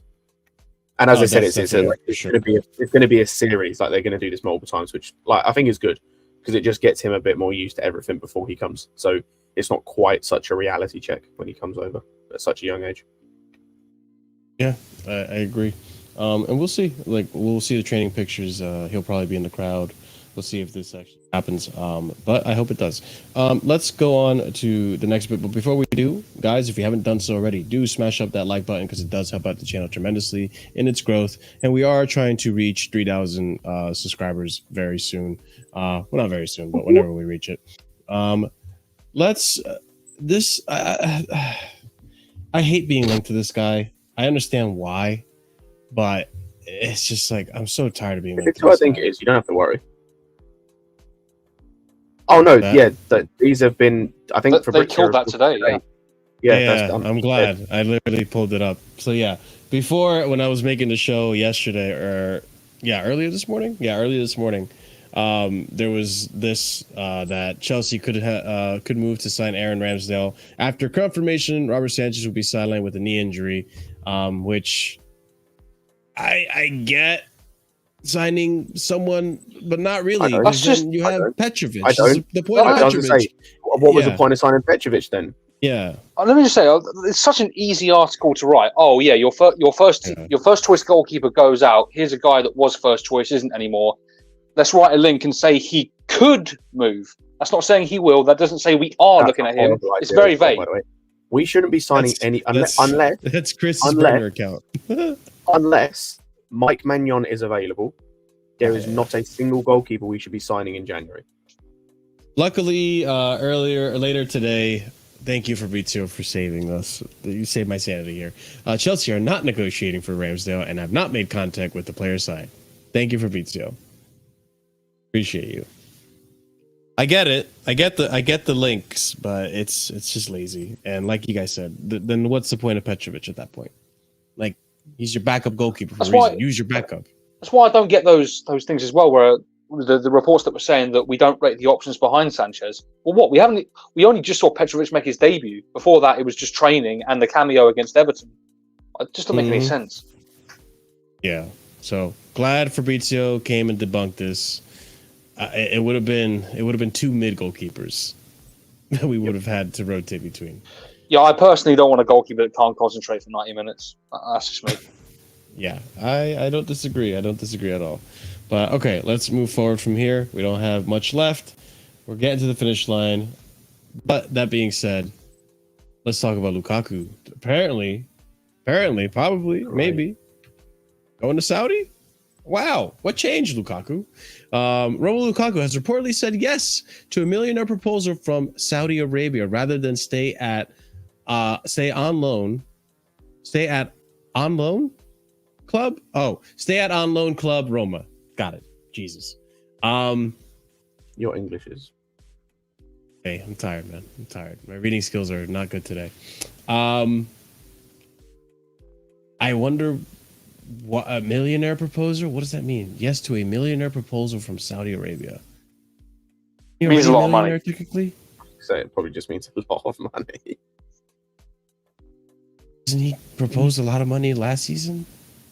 No, but hang on, Marshall, you are asking what changed. Nothing changed. This is Romelu Lukaku. He's a flip-flop. Do you remember? Yeah, you're right. All the Inter Milan stuff, and then he's negotiating with Juventus a day before the Champions League. You know what I mean? Yeah. This is him. Nothing changed. He is him. Man. This is exactly what he does. This guy, man. Expect anything from this clown, man. The source is goal, so do take it with a little bit of a pinch of salt. But wouldn't even put it past him, though. I wouldn't put it past him, but also things are looking positive in the sense of he is going to be not coming back to Chelsea. I hope. Unlike Kepa, I saw a little bit of news that Kepa was benched today again for the other keeper that Real Madrid had. Well, there goes our chance of getting rid of Kepa. He's gone anyway, bro. Like, all of these dudes are gone anyway. They are gone. You think? Yes. Who's going to buy them? I'd hope so. Bro, we said that about Mendy. We said that about Koulibaly. We said that about Ziyech. Obviously, he is actually leaving on a free, but actually, no. Ziyech is technically on a loan with a clause. Yeah, he will be leaving on a free, though. But we've said the same about so many players. Like, we'll find an offer. We'll find a club that wants to buy them. What the price that they are wanting to pay, that's a different question. We'll be able to find a club for these dudes. It doesn't even matter, though, because we've shown we've been willing to take the hit. Yeah, that's true. That is true. We did take a hit on... well, we didn't re-sign... Took a hit on Werner. Conte. We took a hit on... Who else? Did we take a hit on Werner? I don't think we took a hit on Werner. Well, in terms of the book value, maybe no. We did take a hit on Havertz. Yeah, we did. It wasn't that big a hit, to be fair. It was like only 20 mil. Less than that. Oh, terrible. I just think that they're willing to get wages off the books by any means necessary. We saw that in the first window. We bought Havertz for 72 and sold him for 65. But I think it was 80 if he hit clauses, which he did because he ended up winning the Champions League. But there was you know what? I don't remember what the add-ons were. Yeah, there was other add-ons. Okay, yeah, you know what? Scott's right. Yeah, I don't remember what other players we took hits on other than Havertz, and it wasn't that big of a hit. We released a few players from their contracts. Oh, that is true. Like, That- we released Aspie was in Bakayoko, there. we released Barkley. Aspie was released. Barkley. Yeah. He hasn't been playing, I don't think. Hasn't he been? Oh, jeez, no, wrong thing. Well, it's Has he been Spilicueta. starting? No, Barkley. I don't think he's played on yet. Oh yeah, Barkley's starting a lot. Barkley's been playing. Yeah, Barkley had a really good game the other day, actually. He's been doing all right for them guys. Let's get him back, man. Let's bring back Barkley. I'm just kidding. Nope. Let's not. Never again. He dogs walked Rice. That's not looking good, bro. Oh, actually, no, he has been playing. Aspie's been playing though. Aspie has had some games. Yeah, he's played 12 games for the season, I think. Yeah. Fair play. Good for him. But yeah, Lukaku could potentially leave, which is I'm thankful for that. That's fine. I hope he does leave. I hope Kepa gets out of here. I hope after this, maybe in January. But this is just me, this is me being hopeful. But ideally, hopefully, without a doubt, after the next summer window, we're done with all these old players and old regime. Whoever needs to leave is gone. So that's what I'm hoping for. Okay, let's go on to the final topic that I had for us to discuss, which is essentially a summary of our striker situation and some topics revolving around the striker situation, which is going to be a big point of discussion going into the January transfer window, which all of us, I'm sure, are going to be ready to discuss and see how this plays out. But before we actually get into the nitty gritty of those details, let's start off with this first tweet, which is from Ben Jacobs. Chelsea had internally discussed Ollie Watkins prior to him signing a new contract with Aston Villa. I'm not gonna lie, I would not have minded Ollie Watkins. Ollie Watkins for me has always been if we don't get Harry Kane, Lukaku, Haaland, let's just go for Watkins. He's always been like a plan B choice for me, but I don't think he's a bad striker at all. I think he'd be pretty decent for Chelsea. I don't know what you guys think about Watkins. I think he's got something in him. Yeah, I don't think he's one of the elites or on the cusp of being there, but he's a good player. I know where to take him. Better than what we have got. I think one thing I'd look at is... Wait, sorry, Scott? I say that, but I think he's got less goals than... Or he's only got one more, I think, than Jackson this season. But he's still a good player. He's got a good... What were you going to say, Oliver? I'll have a look at that, actually. Let me get the Premier League app up. I'll have a look at that comparison. But what I was going to say is, one thing I consider about Watkins, I think with Watkins, there's definitely a player in there, and I do rate him to a level. The problem is, he's getting this level out of, with Emery coaching him. Emery's a fantastic coach. Can we rely on Poch to get this level out of him? Is it just a matter of coaching? True. I think you've got to consider that. Yeah, without a doubt. But no, you're right. It's really going to be dependent on Poch. So I don't know. I can't trust Poch for many things lately. So, but yeah, I thought this would be an interesting one to discuss. Let's go on to the next striker that we can discuss, which is. By the way, just before we do, Watkins has 2 goals and 5 assists more than Jackson in the Premier League. Yeah. Yeah. He's more creative, or for whatever you take from that. Would you say, Scott? I said I was wrong. Okay. Yeah, I mean, he's more creative. Yeah, just like what Oliver said. So right here we have, in regards to Ivan Toney, Chelsea are not going after Ivan Toney. He's more likely to join Arsenal in January, according to I am Raman Osman. Raman Osman. I think that's what it is. Okay, I think that's what it is. He's a Brentford and England striker Ivan Toney is said to be excited about the possibility of joining Arsenal, which is coming from Fabrizio Romano. I think I've said this from the beginning. I don't see us really getting Ivan Toney.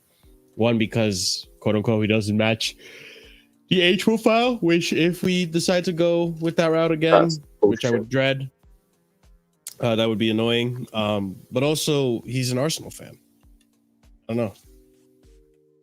Again, I think the Arsenal fan thing's overplayed. We've had plenty of ex-Arsenal and Arsenal fans play for Chelsea.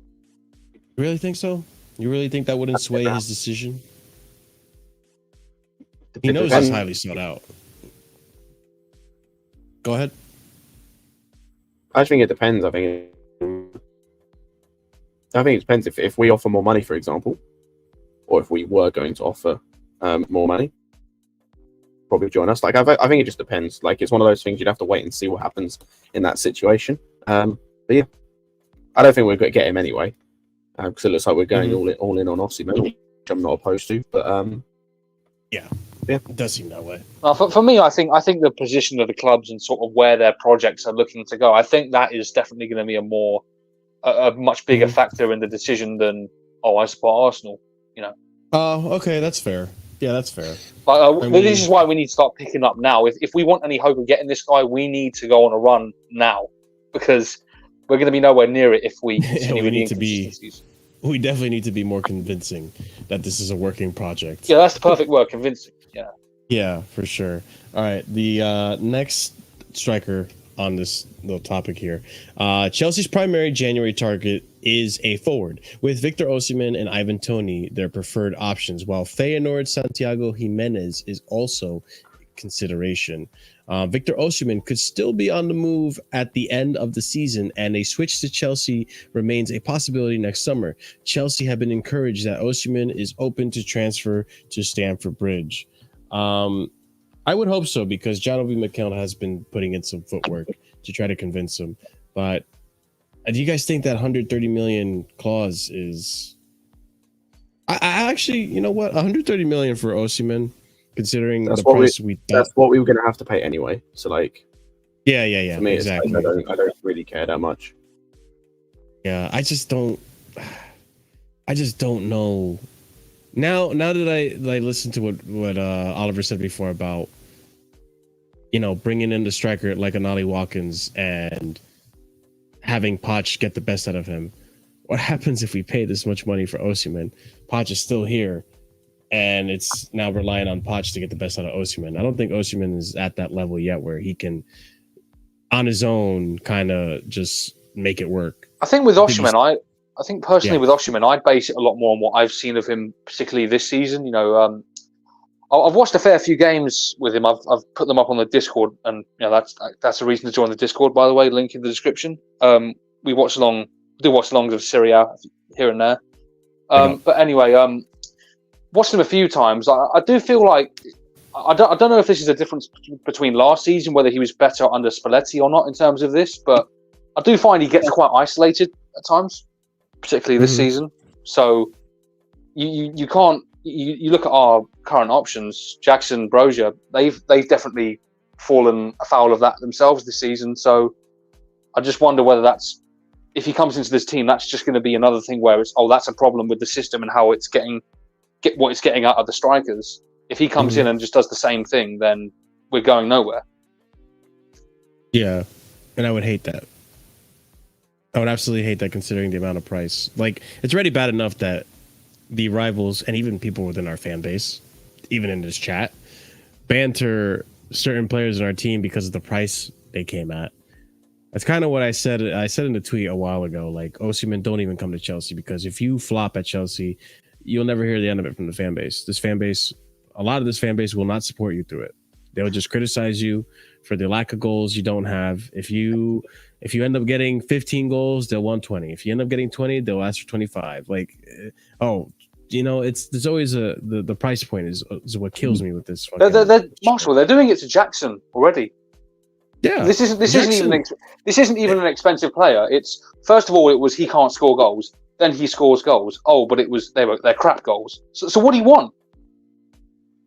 Yeah, there's so many people in this fan base are so volatile when it comes to supporting and backing players. I think with Osimhen, I wouldn't mind him, but I think it's been said on this show by me, Ahmed, maybe a few others. Osimhen has to be a final piece of the puzzle kind of signing. Everything else in the attack, the wingers have to be creating chances, the fullbacks, you know, the midfield, etc. It all has to be working. You put Osimhen in that as that cherry on top of the cake. That's where it works out. If you bring him in to a dysfunctional team like we are now, I just don't see where where it works. Personally, It's frustrating too with the fan base because you just said it there with Jackson. Like, no one knew who the fuck Jackson was coming into the season, so the expectations was like at a desirable level where it's like, okay, we don't have high expectations on this player. We'll see what happens. Prime showing up at the very end, but okay, we'll see what happens with this player. Big up Prime, and you know the bar is low because there's no expectations. Now that he scored 7 goals, which, you know, when you look at it in hindsight compared to last season, he's already doing better than Havertz. You know, like he's been a decent striker. We're about halfway through the season. I have my criticisms of him. I don't think he has that striker instinct, but regardless, I can admit like he's been decent and he could potentially be good.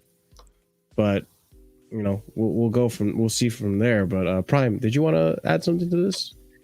Yes. What is the question?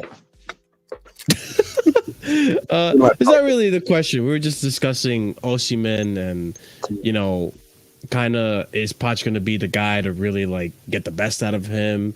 What are the expectations? Is the 130 million really worth it? So on and so forth. We're just discussing in general.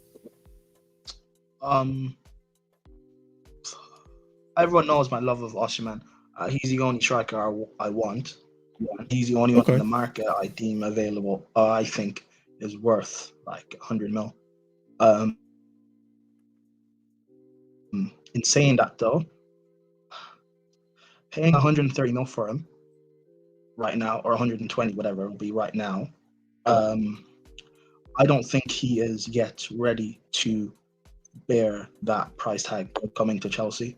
And it's not necessarily due to him, but I don't think us as a team, we are ready for him yet. He's a sort of striker where, as much as I don't like to say this, he'd be perfect for like an Arsenal, who are ready or they're a step away of winning the league, and all they need is a killer forward. Chelsea we're still in a process of like building and developing and spending big money on a player who is ready made to start winning now. When we're nowhere near doing that, I don't necessarily know how smart of a step that would be per se. But then again, who knows if Poch starts coaching us properly and we start developing from now until say the end of the season, and we look like we're in a good enough position and we go and buy him. It kind of depends how next season goes. You were speaking about how you don't want Poch coaching Osimhen or something. Poch won't be here for the long term, so for me that's not necessarily a problem. But my only thing is how will, not necessarily even rivals, but how will Chelsea fans treat Osimhen when we go through 100%. Games where he doesn't get service, or maybe he only gets 1 or 2 chances and he misses them, where we're not playing well, but because he has the price tag, everyone expects him to bail us out. Or when he doesn't do certain when he doesn't do certain things to his game just because he doesn't have that in his skill set. If we're going through games where we're isolated and we're penned back and they're expecting him to drop in deep, pick up the ball, receive it, spin, and they're expecting him to do everything when it's just not within his game. Sometimes you have to accept what players are. Look at the way Chelsea fans have treated Jorginho. Whether rightly or wrongly, look at how they've treated Jackson. They've treated, even the players that have flopped, look how they treated Lukaku, etc., etc. Instead of just accepting players for what they are, and let's just sort of play to their skill set, get the best out of them. As much as I want him to come to Chelsea, I still think it would, like, he's a year away from us being ready for him. However, in saying all of that, pay the money, because I'd rather him come to Chelsea and him not bang in his first year, quote unquote, as opposed to him go to Arsenal and then he wins them the league. Yeah, and that's the what we were kind of alluding to right before you came in, which is like the volatileness of the fan base, where because of the price tag you're coming in, if you don't get us 10 goals, then you're a flop. Okay, he gets 10 goals. Oh, but because you're 130 million, you should be getting 20. Okay, he gets 20 goals. Oh, because you're 130 million, you should be top goal scorer in the league. Like, you know, like there's always going to be a shifting of the goalposts. It's always going to or be. you get a hat trick, but you know, look at the chances you had. You should have scored. Look, Jackson against Spurs. Regardless of his all-round game, he still got the hat trick at the end of the day. But people are saying, "Oh well, he should have scored 5." So. Yeah, and that's kind of the thing that's happening to Jackson right now. Like, there's so much criticism about Jackson, but people seem to forget, like, when Jackson was linked to us, no one knew who the fuck he was. There was no expectations. So it's just like, there's this shifting of the goalposts that happens within the fan base. And I don't know if it's exclusive to the Chelsea fan base or not. It seems like it is exclusive to the fan base, to be honest. But it's just so strange. Everywhere I almost else. don't want him to come just for that. Yeah. Else. But Chelsea fans are very easy to fall into the trap of what rivals do. For example, Arsenal fans and Liverpool fans, for the most part, they will defend their players to the death. Look at the way they're treating Havertz, and everyone's following in line and defending him. Whether that's the right or wrong thing to do, because we know he's not the best player, but I respect the fact that they will defend their man. I wish Chelsea fans in a way would do that with, whether it be at Jackson, Lukaku, Werner, Morata, etc. I wish they would just defend their players during their first year or two and let them get through the rough patch and start adapting. I wish they would allow them to do that, but as a fan base, we don't. We will kill you within your first game. Yeah, that's 100% certain. Let's go on to the final striker that we had on this list to discuss, which is this guy. This is the guy that we've been linked to, and this is what could potentially happen in January. So I do want to discuss about this if anyone knows any information on this guy, because I don't know anything. Chelsea are reportedly ready to go all out in a bid to sign Victor Gyökeres. Mauricio Pochettino feels the Swedish striker will be easier to sign than Ivan Toney or Victor Osimhen, which he's probably not wrong about. Next tweet here. Chelsea must cough up 85 million pounds if they wish to sign Sporting striker Victor Gyökeres, which I think is a little absurd. I'll be honest with you, but I don't know anything about this guy. Maybe I'm wrong. I don't know. I mean, I don't know. So on that basis, I'm gonna say it's a bit absurd. I figured out this might just be pounds is insane. This might just be me living in my own bubble and not knowing enough about football outside of the Premier League. But I figured I would have heard of this guy if he was worth that kind of money, but maybe not. I don't know. I watched. I saw a few things about him on Twitter, and apparently he's played. Unless I'm wrong, apparently he's played like in lower divisions and stuff, and I think he used to be at Brighton. Yeah, yes. He came for Brighton, was at their academy, didn't play. Has gone on loan to his last season was at Coventry, was incredible for them, or was very good for them, and then in the summer got a move to Sporting. Yeah, and I've watched I watched a comp on him on Twitter, which, to be fair, comps are not how you judge players on, but like it showed a lot about his like game all around and stuff. He looked like what Will said. He looks decent, but for a player that I think they just bought this summer or something, I'm not spending. If he costs 85 mil, then just pay the 130 for Osimhen. Yeah, I agree. That's where 100%. I'm at. Yeah.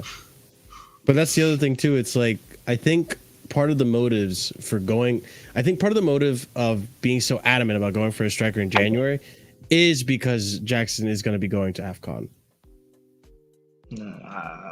We just playing Cuckoo or Sterling or Palmer. Yeah, so you've got Cuckoo, you've got Broja. Because my thing is, you got two guys. I don't think is Victor Gyökeres, is he better than Jackson? Because regardless of what Washington at this point, because regardless of what people, like I'm not a Jackson defender. Like I've said numerous times, I don't rate him. But regardless of what I think of Jackson, he has 7 in 14, 13?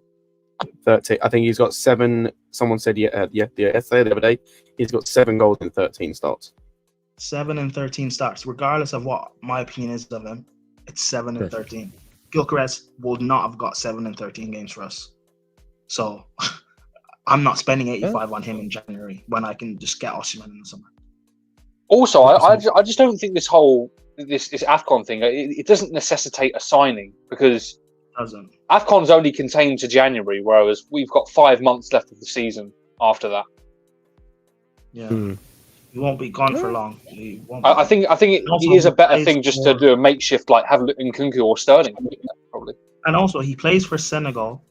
It depends how far you think Senegal can go, to be fair. But like, even if they make it to the final, that's I worked out the other day. I think he misses 5 games if they make it to 5 games. We can make do for 5 games. Yeah, I think the hardest game we'll have to face is Liverpool. I think we have like Fulham. I think in that run as well, which I'm sorry, Borussia played last time we played Fulham. We should be fine. But let me go and find it. We gotta find the game. Yeah, we're fine. We'll be fine without. We don't need. Oh, another thing, getting Osimhen doesn't make any sense as an AFCON backup for Jackson because Osimhen will be at AFCON. Yeah, that's true. Yeah, I was gonna say so so he misses Fulham, Liverpool, Wolves, and I think Palace as well, and then potentially an FA Cup game depending on when the next round is if we beat Preston. So you're talking 4 or 5 games. I don't know about the City. He might miss the City game as well, actually, depending on when the final is. He might not start the City game, depending on if they get to the final or not. 'Cause it's literally like a week later, but who knows? But he is missing at least 4 games, and outside of Liverpool, Palace, Wolves, and Fulham. Yeah, we can play false 9. I mean, did we not play false 9 against Arsenal? Right? Yeah, we With did. Palmer, yeah. Yeah, and that. I mean, I know we drew, but that went brilliantly, to be fair. But so let's do that for 5 games. Fine. Yeah, I don't disagree. But we'll be, as always, we'll be on top of the news, and well, not on top of, but we'll give you guys updates and all that stuff. Probably Wednesday again with another Casually Chelsea show. Tuesday, we're gonna be back with the match review and reaction to the Carabao Cup tie against Newcastle. It's gonna be interesting to see what happens. Hopefully, we get a win, but I don't know with this team. I really genuinely don't know with this team. But yeah, big up to Prime for joining us. Big up Scott, big up Oliver, big up to Chris and Ahmed, who were here earlier. And big up to everyone in the chat for joining us for another awesome installment of the Casually Chelsea show. As always, guys, like I say, smash up the like buttons if you haven't done so already. It does help out the channel tremendously. We are on our way to 2.3. 2.4? I think it's 2.4. I always forget this number, man. 2.4. All right, yeah. We're on our way to 2.4K subscribers. We've gotten some new subscribers just in this show alone, so big up to you guys who did subscribe. Be sure to share it. I don't say that enough, but if you wouldn't mind, share it with a friend who you think would enjoy this kind of a podcast / show. I'm sure that'd be grateful and help us out tremendously. And yeah, hit the bell notification so you are notified whenever we do go live. Like I said, we will be going live Tuesday, Wednesday, and then from there, bell notification so you do know when it is going to be going live. Check out the links in the description below for our other content, or my other content, the Ahmeds Channel, Flawless, who we're going to be raiding, by the way. That's the raid message. Copy and paste it over to his chat so he knows where you're coming from. And also, be sure to leave a comment down below. Let us know your thoughts on everything that we discussed in today's show. And as always, shout outs to our members of the proper casual tier or higher. And that's going to be going to OG Turbo Jesus, Dark, Scott, Adrian, Will, A Solomon, and Uncle Jester. Big up to you guys for the support, and big up to everyone else who is also a member of the Casually FC community. But yeah, that being said, I'll see you guys over on Flawless's channel, Sarcasm City TV, for more brilliant content. He's probably surprised with the draw that he got from Liverpool, unlike Husan, who's probably disappointed. So big up to you guys, and have a wonderful night. See you over on Flawless's stream. Stay casual. Peace. Peace.